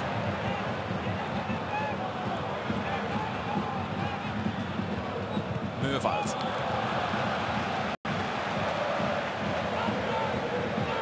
Just one step too late. Mario Götze tried to pass this one on to the already starting Achraf Hakimi. Lucien Favre with the instructions for Mario Götze. He's only ever been as far as the semi-final. Lucien Favre was with Gladbach in 2012. Players and the team at his disposal this year and the form that they're in, surely he would be sensing that this could be the year that he makes it all the way to the final. Faces a nervy 5 minutes. I hope you brought enough time. Didn't book an early flight back. I'd cancelled my early shift at work tomorrow.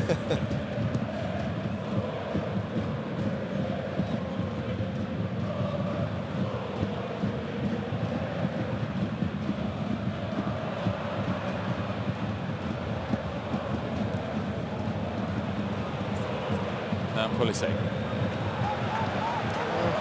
Couldn't control this one. Rather symptomatic of his evening, Christian Pulisic. Yeah, just unlucky in some situations. And another try by Max Kruse, but Delaney came in between. He's been really impressive, Thomas Delaney, all evening. Certainly had so much steel bite to the Dortmund midfield. He's the working bee, the midfield of Borussia Dortmund. Witzel more of a creator and thinker. And Delaney is the buddy.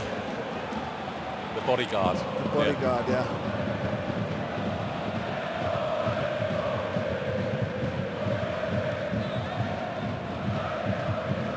Hakimi. Now Pulisic.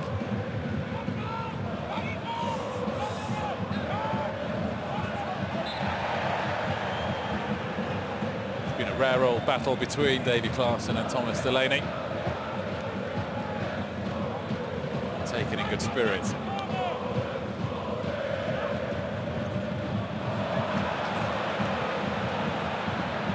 Mark Freda, Gebre Selassie. Martin Harnik is on the move, he's in the middle. And perhaps he'll get a chance. Gebre Selassie. Brought down by Götze on the edge of the area, it's a free kick. Once again, it's a free kick in this position from which Max Kruse created the opener. Very promising position. Mario Götze said he didn't really touch him, but you could clearly see here it was a little bit different. Even with yellow and black glasses on. yeah, I have to say. I mean, a foul is a foul. Both sides. And this could be a very hurting situation for Borussia Dortmund, because 2 minutes before the 90 minutes are over, I would say this would be the end to this cup game. Well, of course, it is Max Kruse standing over the ball. Rashica, who scored the opener, is off the field now. It's Kruse, it's deflected, and Earl Schlegel gets a vital touch to it to turn it over the bar. What a save. What a game this young guy has today. I mean, first you get told that you have to play in this kind of thriller. You can't do anything about the first one, but this is incredible. Well, all around us, the fans were on their feet to applaud the save by Erik Earl Schlegel. It take a wicked deflection. It looked to have wrong-footed him. I mean, what a And with his size to move this quick and turn things around, great save by Werder Bremen. Kruse with the corner. Verde still in the danger zone. An offside. Whew. That was really, really close. That was really close. And here we see, right call there. 2 men offside. And what a day for him so far. And what a lift it's given the crowd as well. That was almost the winner for Werder Bremen, but the save from Oelschlegel has given Borussia Dortmund the impetus now.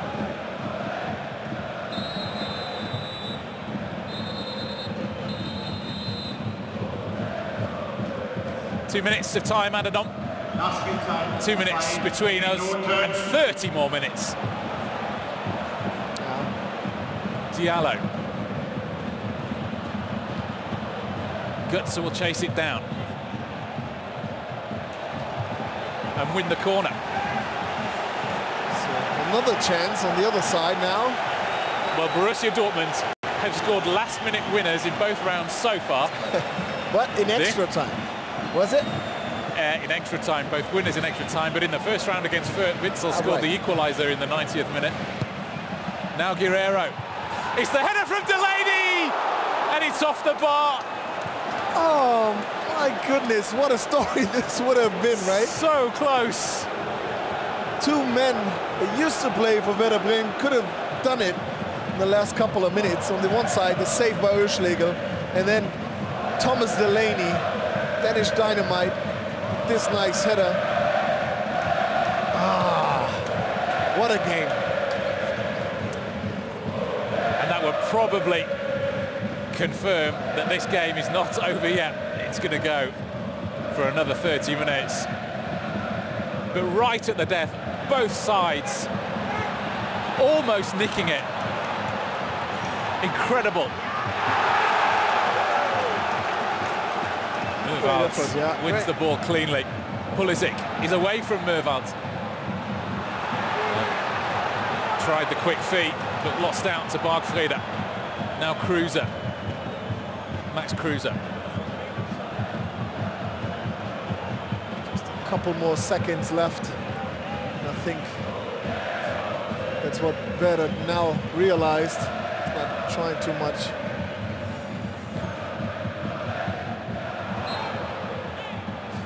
And there is the final whistle. We will indeed have 30 more minutes of extra time, and then should there be no clear winner after that, a penalty shootout. Borussia Dortmund 1, Werder Bremen 1. It's been a fascinating, intriguing, exciting and breathtaking DFB Cup tie. We almost had a winner at both ends of the pitch in the last minute. And with the atmosphere like this and a game like this, you're looking forward to 30 more minutes, Patrick. I really do. I can't feel the cold anymore. I'm really, really pumped up now by these last couple of minutes and can't wait for 30 more. But it costs some nerves, to be honest.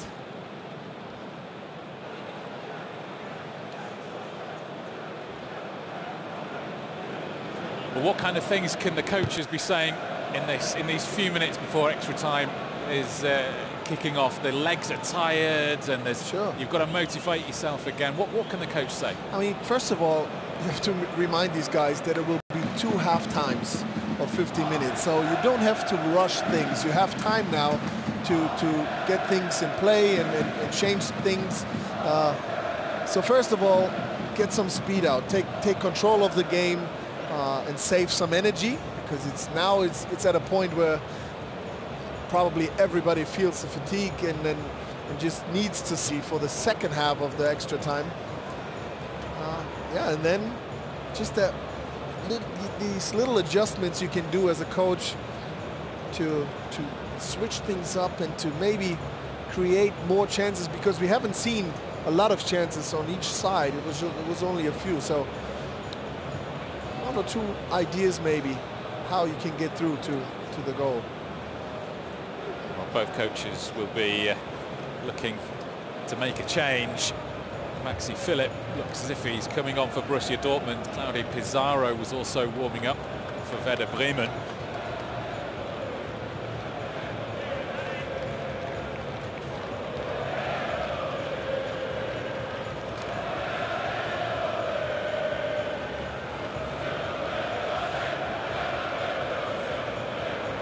Eric Urschlegel there. What a way to introduce yourself to professional football. You concede a goal in the first 3 minutes and then right at the end produce a match-saving reaction. Started very solid, couldn't do anything about the goal, but wasn't shaken by it either. Had 2 more saves that were solid, and then this incredible one to save Borussia Dortmund into extra time.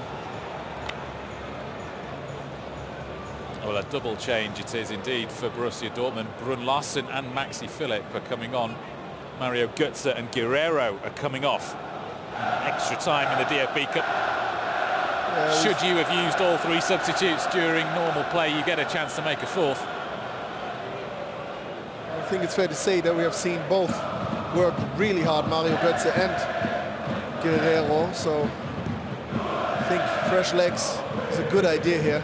Certainly it's like for like. Maxi Philipp will just slot in to where Götze was playing and Brun Larsen on the left where Guerrero was. Claudio Pizarro also on the pitch. The pass master, the goldenest of oldies, Claudio Pizarro, 40 years of age. Just can wrap my head around him wearing a number 4. It's so not him. One of the best strikers in history of the Bundesliga. The most successful, I think, in when it comes to foreign players in the Bundesliga. Indeed, the leading non-German scorer both in the Bundesliga and in the DFB Cup. He has 31 goals to his name in this competition, Claudio Pizarro. Let's keep it that way. Is that okay? I wouldn't mind. Well, Pizarro has come on for Philipp Bargfrede.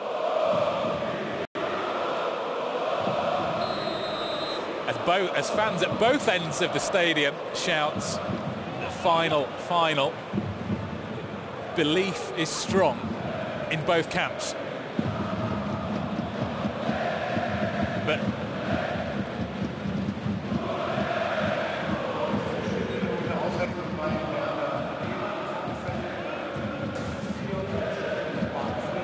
well, it's a very courageous move by Bremen to take Bargfrede off of Pizarro. It looks as if they're going to go for this. Yeah, I mean, already the substitution of Nuri Sahin and bringing Möwald, who clearly played a more forward-thinking position than Nuri Sahin, was a keen move. But now an extra striker?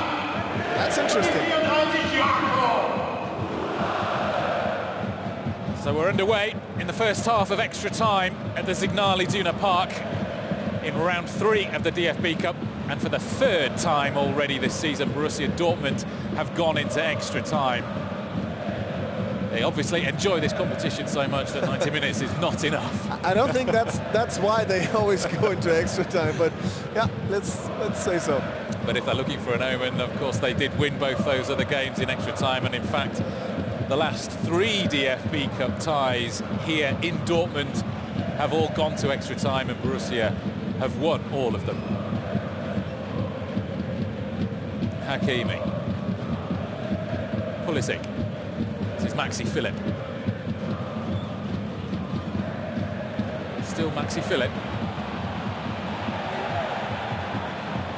Final stop, Davy Klaassen.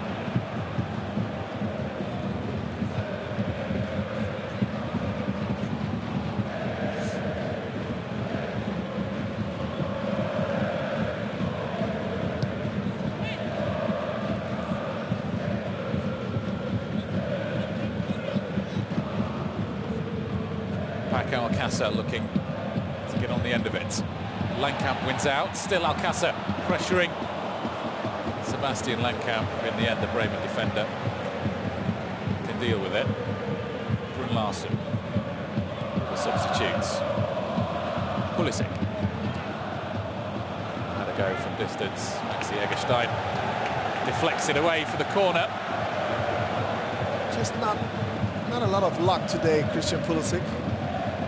He tries a lot, just can't get through with it.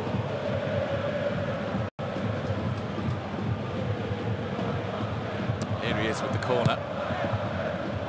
It's too easy for Pizarro. It's Diallo, not known for his goal-scoring prowess.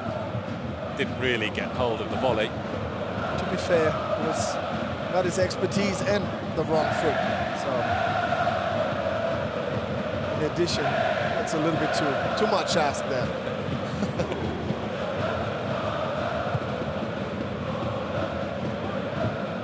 Claudio Pizarro, Harnik.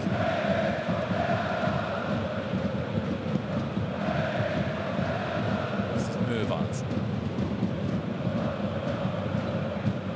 Max Kruse. What a wealth of experience that Werder Bremen have up front now with Harnik, Pizarro and Max Kruse. Yeah, that's a lot of experience. Three players who've been around the block. Maybe that's what's needed in extra time, the cool heads, players who've been there and seen it and done it before. Yeah, you can waste time, you can waste ideas or tries, because you haven't too much time. You don't have too much time, but on the other hand, it's a lot of offensive power that takes away some defensive players on the pitch, so it's a little risk.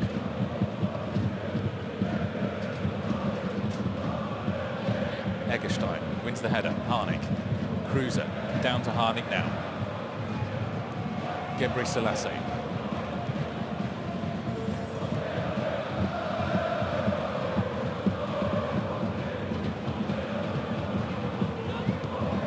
Pizarro can turn. Harnik. Well, it had been neat and tidy up until then, but Harnik gave the ball away. Delaney. This is Kruse. Nicked off his toe by Ömer Toprak. Eggestein now. Perhaps from distance. He's scored one or two spectacular goals this season, Maxi Eggestein. Great promising player there for Werder Bremen. I think he almost plays every game they have. Indeed. Played every single minute last season, Maxi Eggestein, and this season has only missed 7 minutes. That's how important he is.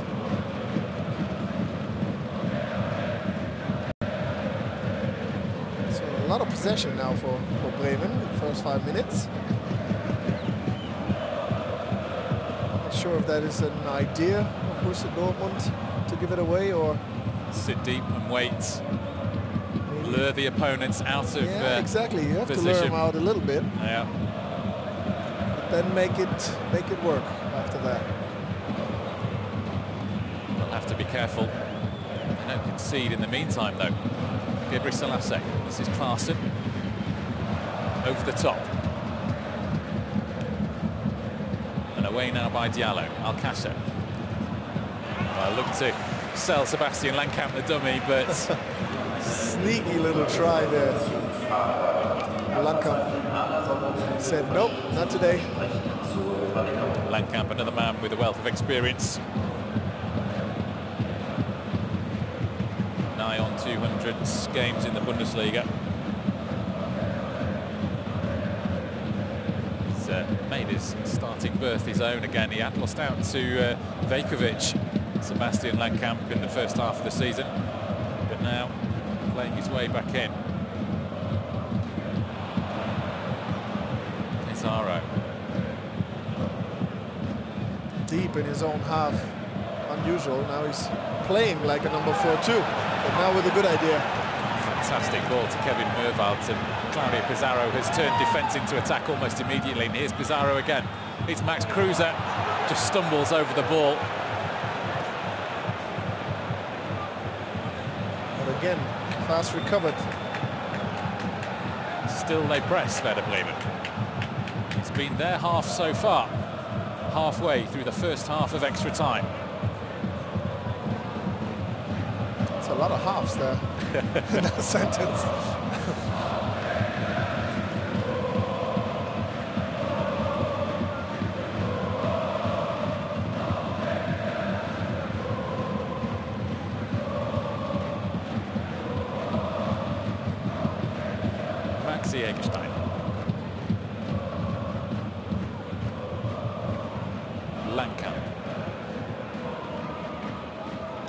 Cuts off the pass to Moisander. Here he is now.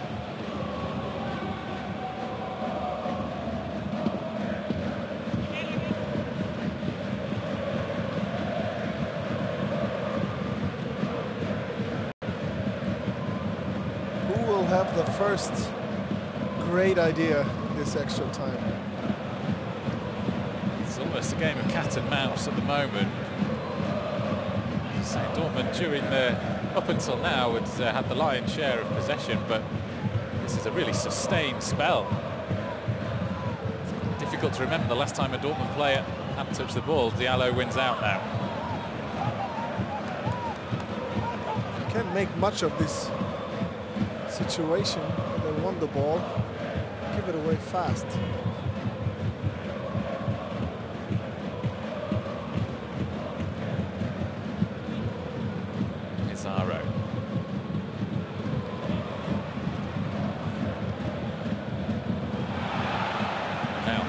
Away. Cruiser and Pizarro were in the middle. Two to aim for. Took the wrong option. Yeah, but Bremen sees more of the first half. And it's dangerous. You can't let these guys, Harnik, Cruiser and Pizarro play around, because they don't play around. They mean serious business.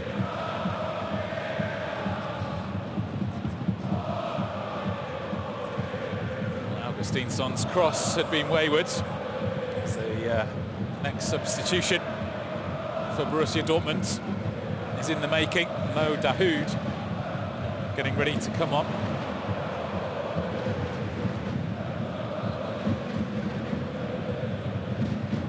Witzel. Eggestein. Again, give the ball away easily. Makes them run even more.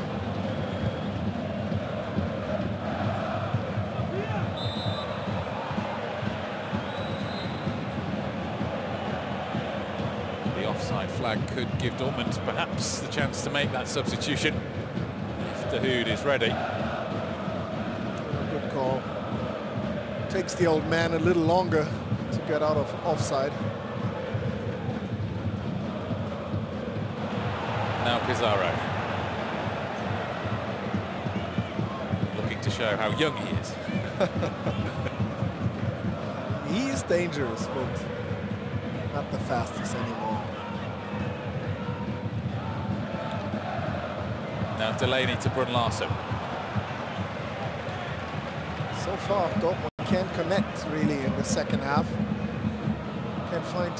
Seem to find a connection between the ideas. As you said, even extra time is a game of two halves. Perhaps we'll see.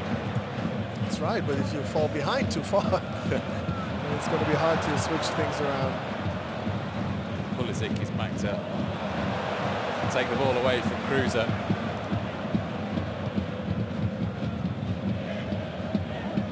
The flag has been. Now we're getting picky. I think he touched his face a little bit, but that's just football. I think referee Brüch just reacted to his linesman. Now Dortmund will make their substitution. Thomas Delaney is going to come off. Now we see it. I mean, that's just usual football. It's a pity that it went into the eye or face of Mermad. Anyway. Well, standing ovations for Thomas Delaney. And well-deserved as well. Industrious performance by the Danish international. And Mo Dahoud comes on in his place. Well, certainly because he has a more forward-thinking style of playing, more creative, more ideas. Mo Dahoud has really had to rise to the challenge at Borussia Dortmund. Such a star-studded midfield ahead of him. Still manages to get his game time. He's a player, of course, who matured under Lucien Favre at Borussia Mönchengladbach.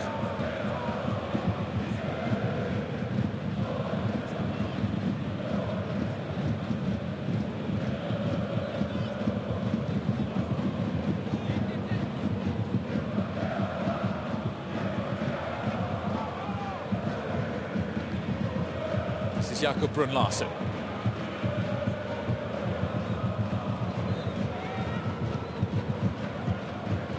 Philip loses out, and Pizarro has space to weigh the options up. Claudio Pizarro surging forward.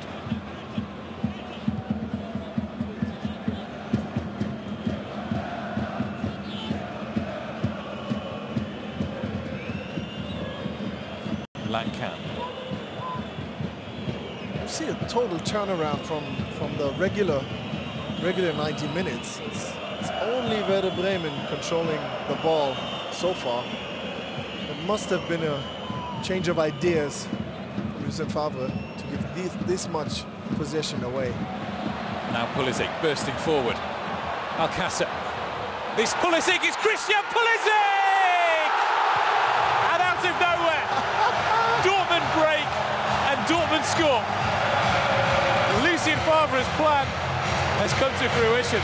Just wait for the opportunity, burst forward, and Christian Pulisic, who's been fairly quiet all evening. And unlucky. I mean, and now this, who would have thought that him, out of all, would have this kind of moment this late in this game? Incredible play. And he started creating it. I just mentioned that Bremen didn't give up much of control to Dortmund, but that this little play between Christian Pulisic and Paco Alcácer with this nice finish and exactly the right amount of luck it takes to score when Pavlenka already reached the ball but couldn't really stop it. Incredibly, with almost the first time that Dortmund had entered the Bremen half in extra time, Christian Pulisic has scored what could prove to be the decisive goal. On the stroke of half-time in extra time, Dortmund just making a habit of scoring just before the whistle. This is incredible. It's spectacular whenever you come to this arena, at least this season. Brun-Larsen, maybe they're not finished yet. Jakob Brun-Larsen. Maxi Philip. Maybe tried a step too far. Mervelt can run the ball out of defence. Brun-Larsen will be booked for holding Mervelt back. Shoving the back in and pulling him back. Yeah, that's a clear tactical foul, as we call it. Gebre Selassie just runs out of pitch. Half-time, in extra time, Dortmund with their noses in front. Christian Pulisic's goal has put the home side 2-1 up, just when it looked as if Werder Bremen had taken control of proceedings in extra time. Dortmund prove how clinical and concise they can be on the break.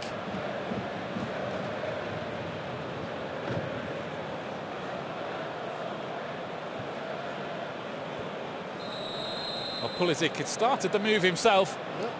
And then this give and go between him and Alcácer, and the slip. I didn't see that. The slipping by Lankamp made it possible for Christian Pulisic to get the ball back. We see here, he tries to stop, then slips. No offside, and no chance really for Pavlenka. He wants them to go on. It's not lost yet. At least 15 more minutes. Well, certainly with the performance that Bremen have put in so far, they can have every confidence that they can still get back into this game. Sure, and they were in total control. Not to be mistaken, they had much more of this first half of the extra time. A couple of good looks, but then the last pass was not just there. Lucien Favre giving some very detailed instructions to Paco Alcácer.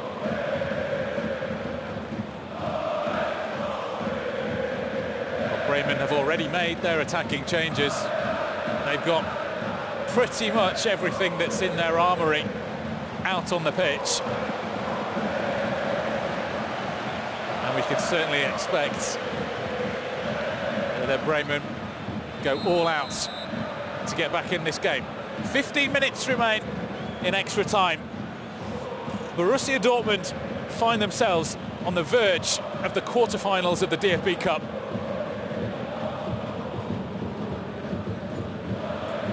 Mervat, carried out by Pulisic. He's got the bit between his teeth now.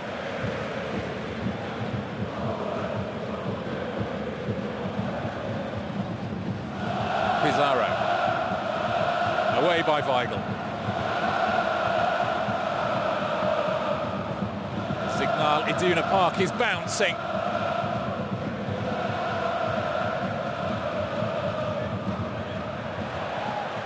That massive yellow behind Earl Schlegel's goal senses progression. Hakimi tipped away by Pavlenka, only as far as Brun Larsen. It's Jakob Brun Larsen twisting, turning, looking for Alcácer. Moisander can clear.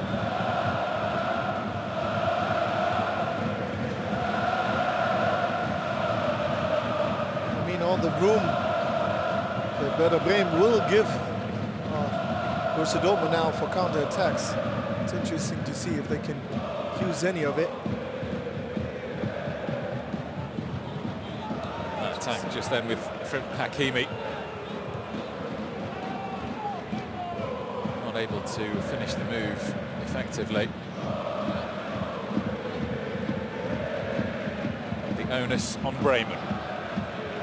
It's up to them.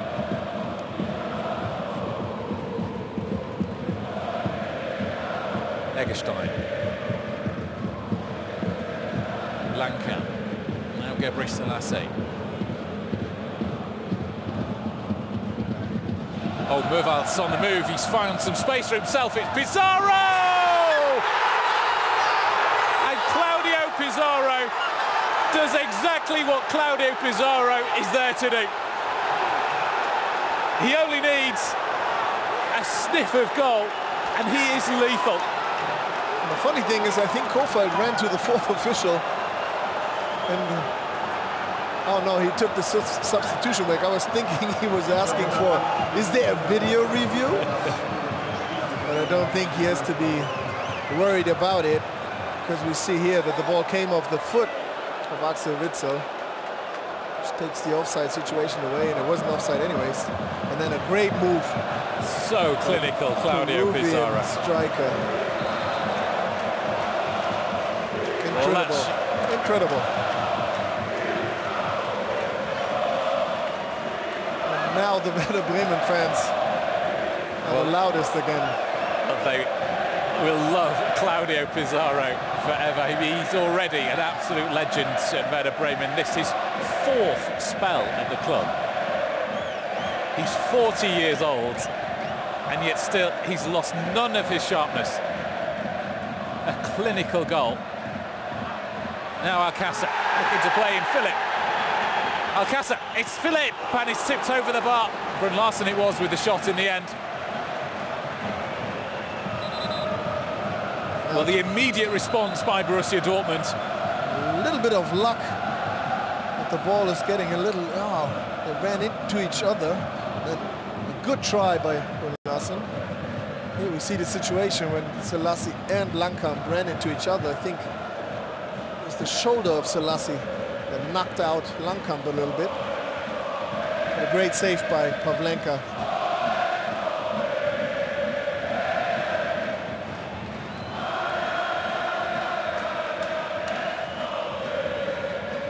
Langkamp is receiving a prolonged bout of treatment. As you see the goal again.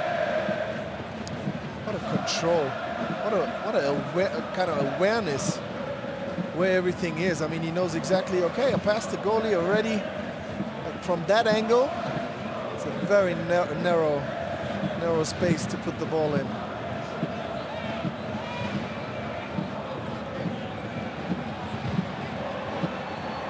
First an explosion, and then he tries to calm things down. And with the look on Pizarro's face, you get the impression he might even play till he's 50 at Werder Bremen. The corner from Pulisic, headed away.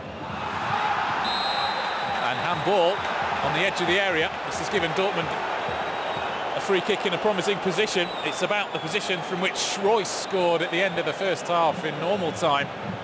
Royce no longer on the pitch. Neither is Guerrero, the other set-piece specialist, but let me remind you, there's a certain Paco Alcácer who did something very incredible against, I think, Leverkusen, was it? Augsburg. Augsburg, was it? In the last You're minute, right. yeah, the 4-3 winner against Augsburg here in the Signal Iduna Park. So he's able to bend this one the right way. And indeed, Paco Alcácer is standing over the ball. And the run-up that Paco Alcácer is taking suggests just one thing. It's Alcácer! That was close. That was really close. Well, he hit the stanchion behind the goal. And that means it must have been within half a meter. No reaction by Pavlenka, and it was really close. No chance. Well, dipping dangerously. Such incredible trajectory on the ball. It's just, I mean, the balls have evolved since my days, but these guys are able to bend these things. Crazy.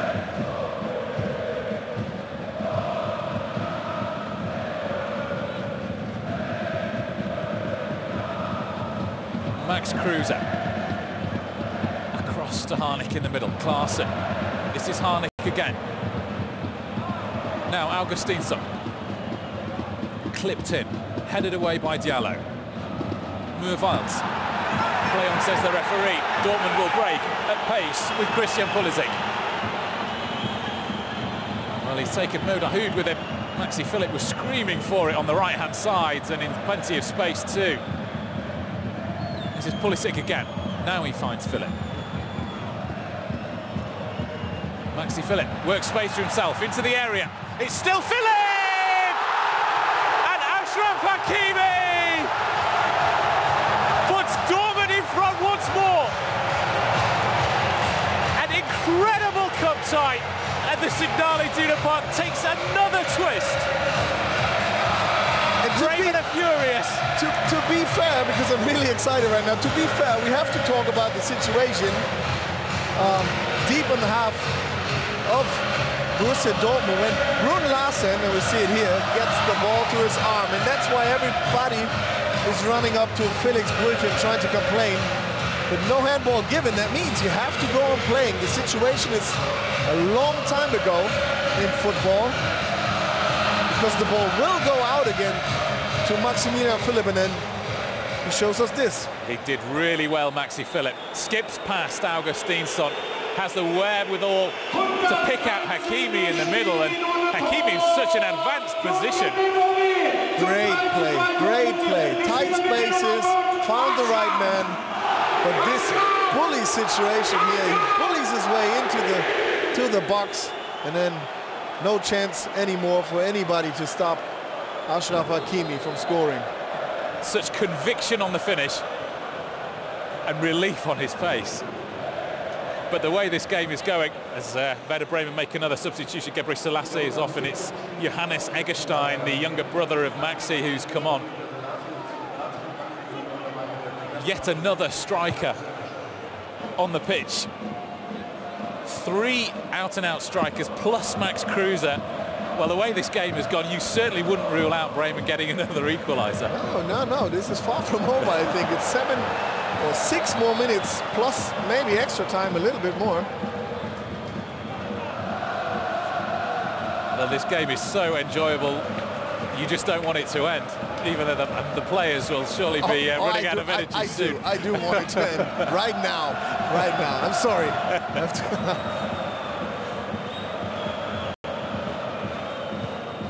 Patrick Ovomoyela nailing his colours to the mast.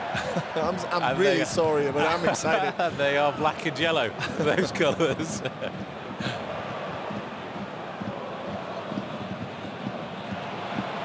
Pizarro.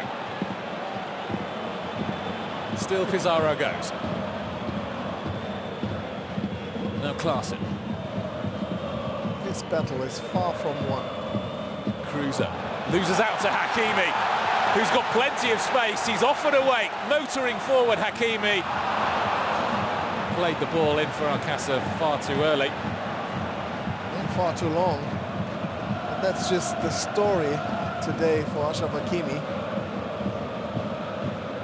Decent game, but just, I mean, more than decent since he scored, but he could have been sharper, a little sharper. He had some good looks. Took it away himself. Kofeld still furious, like a tiger from left to right, turning and twisting. Well, he had a very clear game plan, did Florian Kofeld, and it worked so well for so long. He'd said that Lucien Favre probably wouldn't rotate too much because Bremen had played far too well in December, and they played really well tonight as well. It's Davy Klaassen. Well, the flag had stayed down, and Martin Harnik was sniffing around. Earl Schlegel was able to gather the ball.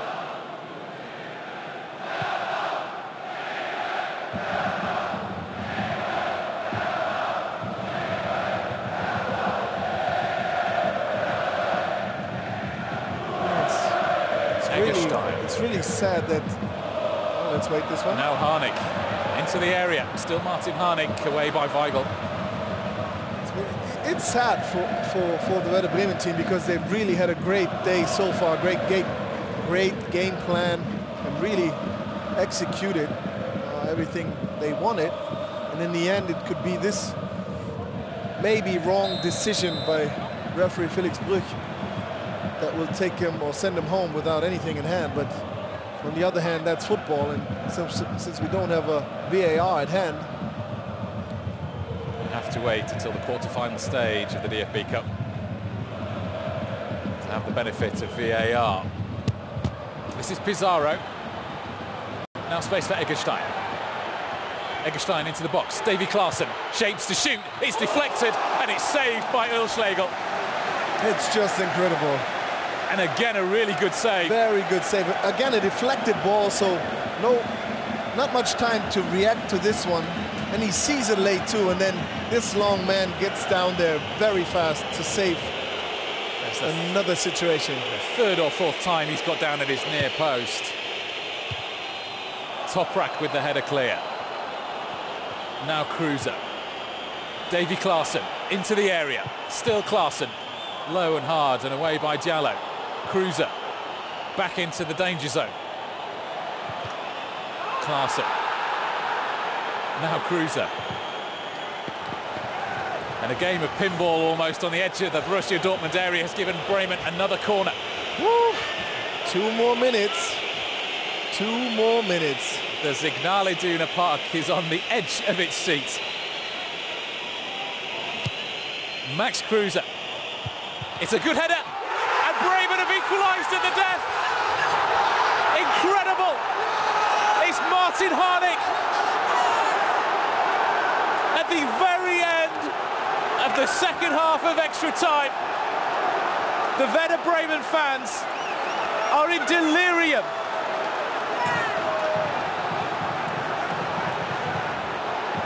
What a game this is. I mean, this is exciting, but what a power move there by Harnik. And we have to talk about Earl Schlegel once again, but this time it doesn't look good. He saved Borussia Dortmund so many times before, but in this case, should have done a little better to keep However, score clean, but yeah. Florian Kohfeldt's substitutions have paid off. Martin Harnik and Claudio Pizarro, the two men with the incredible DFB Cup scoring records. That's Harnik's 21st in 26 games in the DFB Cup.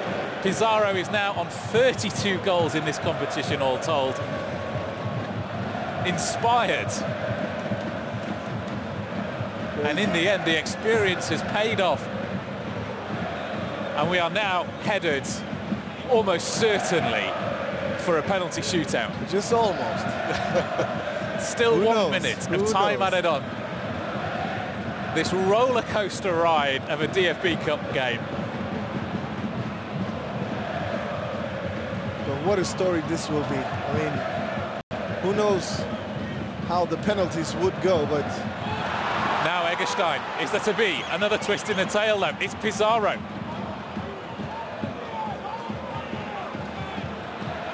Now Augustinsson.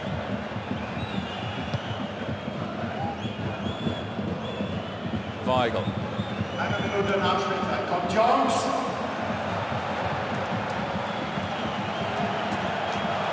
Absolutely breathtaking. Still, it's not over. Alcácer down into the path of Witsel.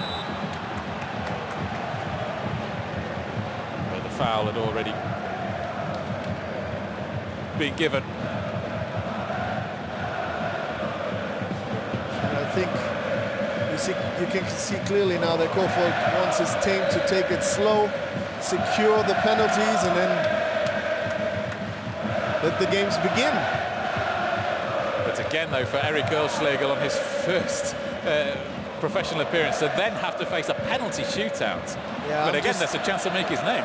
I know, but I'm just worrying. Hold on. Well, this is Johannes Eggestein into the box. It's still Johannes Eggestein. He's going to shoot. It's deflected. Klaassen. Offside.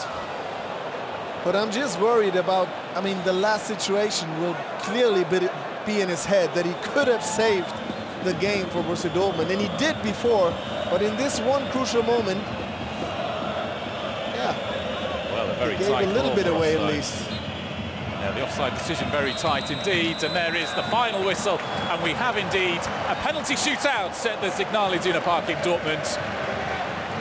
An incredible game of football is not over yet. It started frantically from the very first minute. Bremen took the lead in the 3rd minute, and it carried on in that vein. There was no let-up in this match at all. Dortmund equalised on the stroke of half-time. Crazy change of events. And then 4 goals in extra time. Twice Dortmund looked as if they'd grabbed a winner in extra time, first through Pulisic. Then Bremen came back to equalise by Claudio Pizarro. Hakimi then put Dortmund ahead again, and then right at the death, Martin Harnik with the equaliser to send us to penalties.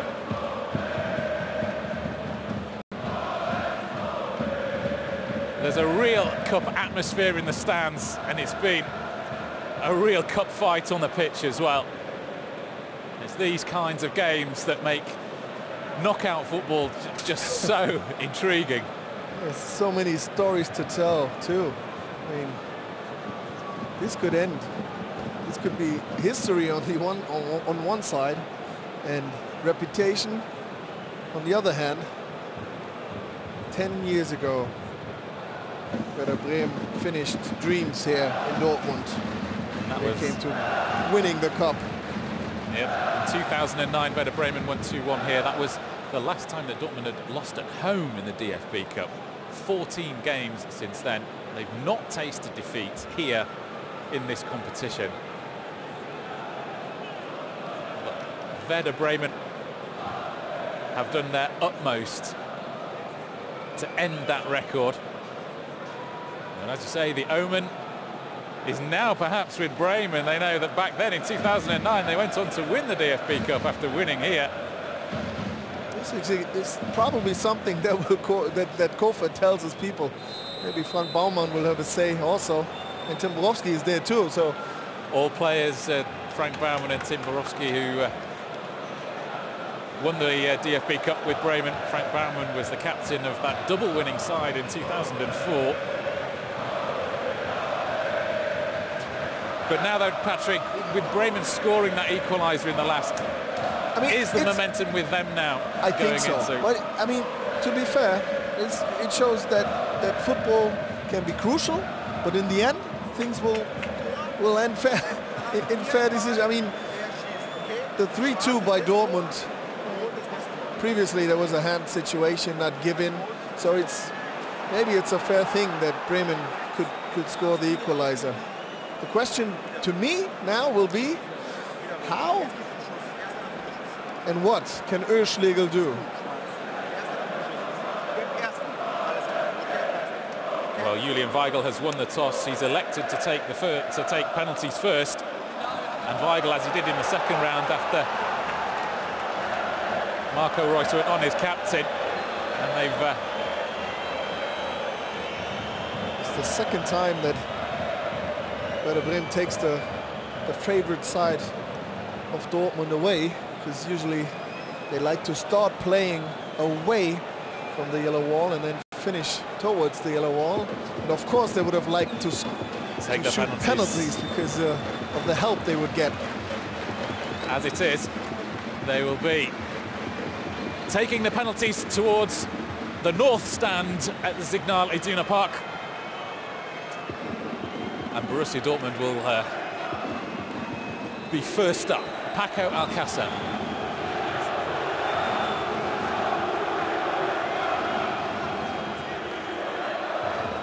The tension palpable all around the ground.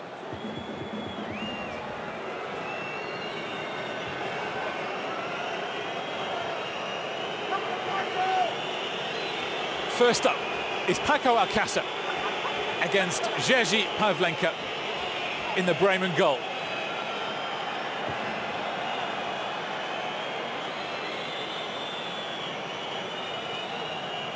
Made to 8 as Oeschlegel has to change sides. Felix Busch said he was standing on the wrong side of the box. It's Paco Alcácer. And Pavlenka saves! Incredible! Already, with the first of the penalties, we already have the next twist. What a game this has been. And what an incredible start to the penalty shootout. Paco Alcácer, the man who just can't stop scoring this season, misses the first penalty. And now for Bremen, it's Claudio Pizarro. Now surely you would bet your house on Claudio Pizarro scoring. Pizarro steps up and slots it home with ease. Advantage Werder Bremen. I think Oeschlegel was able to reach the ball almost. Couldn't get down quick enough as he did before. Just placed too well by Claudio Pizarro. Right kind of speed to it.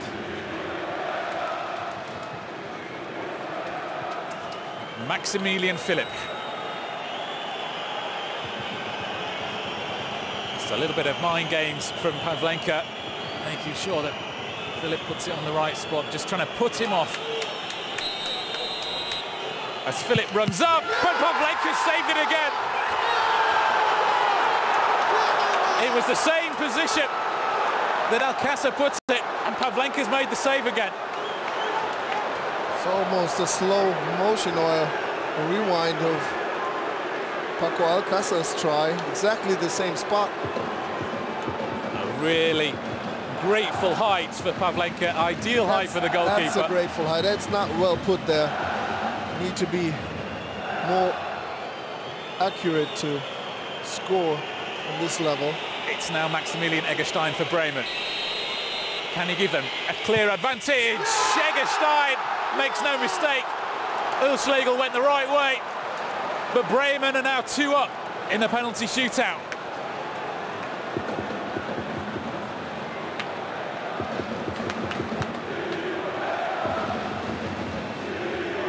Now, as as we suspected, the momentum with Bremen after that late equaliser. Late equaliser, they won the toss, or they took the side away, the favorite side of Dortmund. And now Pavlenka was able to stop two shooters. He's turning into a hero. Now he faces Axel Witsel. Witsel really needs to score for Dortmund. It's Witsel! And Pavlenka went the other way this time. Had he dived the way that he had for the first two, he might even have saved that one as well. However, Dortmund have a lifeline in the penalty shootout. Davy Klaassen to take Werder's third. Such a crucial penalty, this. If Bremen miss, Dortmund are right back in it. If he scores, then Verde can already think about booking their quarter-final trip. It's Klaassen! It's emphatic! And Werder Bremen are now on the verge of entering the quarter-finals of the DFB Cup. That was a great penalty there. No chance. Speed, accuracy. Best penalty so far of the shootout. Best penalty so far, that's for sure. This is pressure now on Julian Weigl. He has to score. If Weigl fails to find the net, then Bremen are through and Dortmund are out. It's Julian Weigl! Well, Pavlenka got a hand to it. I think it was courageously put right in center of the goal. Dortmund live to fight another day.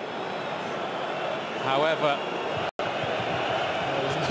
if Max Kruse scores this penalty, then Werder Bremen are through.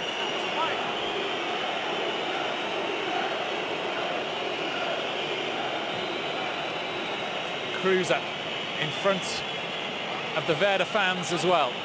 Can Ulschlegel make a name for himself, or will Kruse send Bremen through? It's Kruse! And Werder Bremen are into the quarter-finals of the DFB Cup. An incredible evening in Dortmund finishes with a dramatic highlight. The Werder Bremen players scale the fence where the fans are. Delirium in green and white.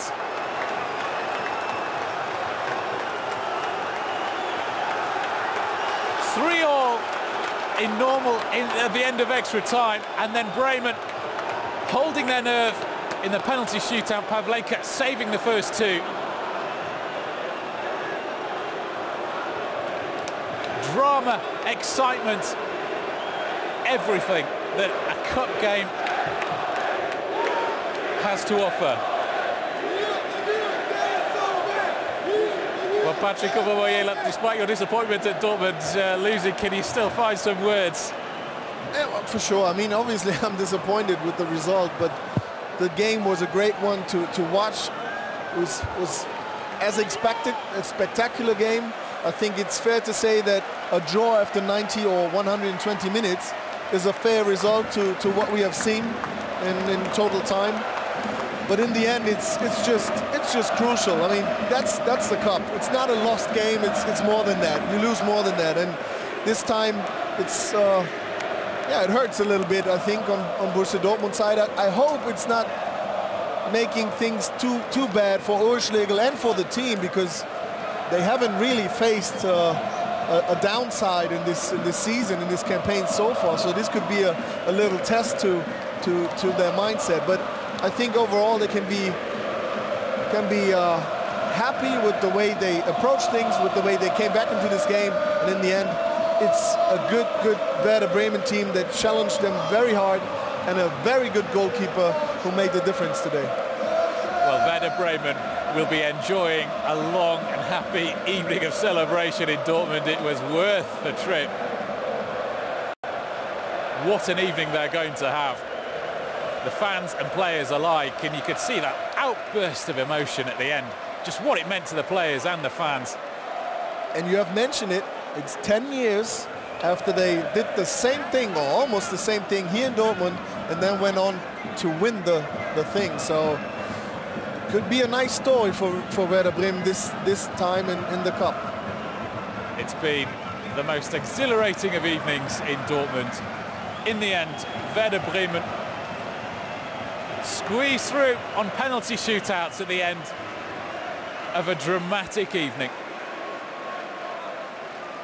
Thanks very much for joining us in the third round of the DFB Cup. Rob Turner on commentary with Patrick Ovomoyela. I hope you enjoyed the game as much as we did. And we'll see you further along the road to Berlin.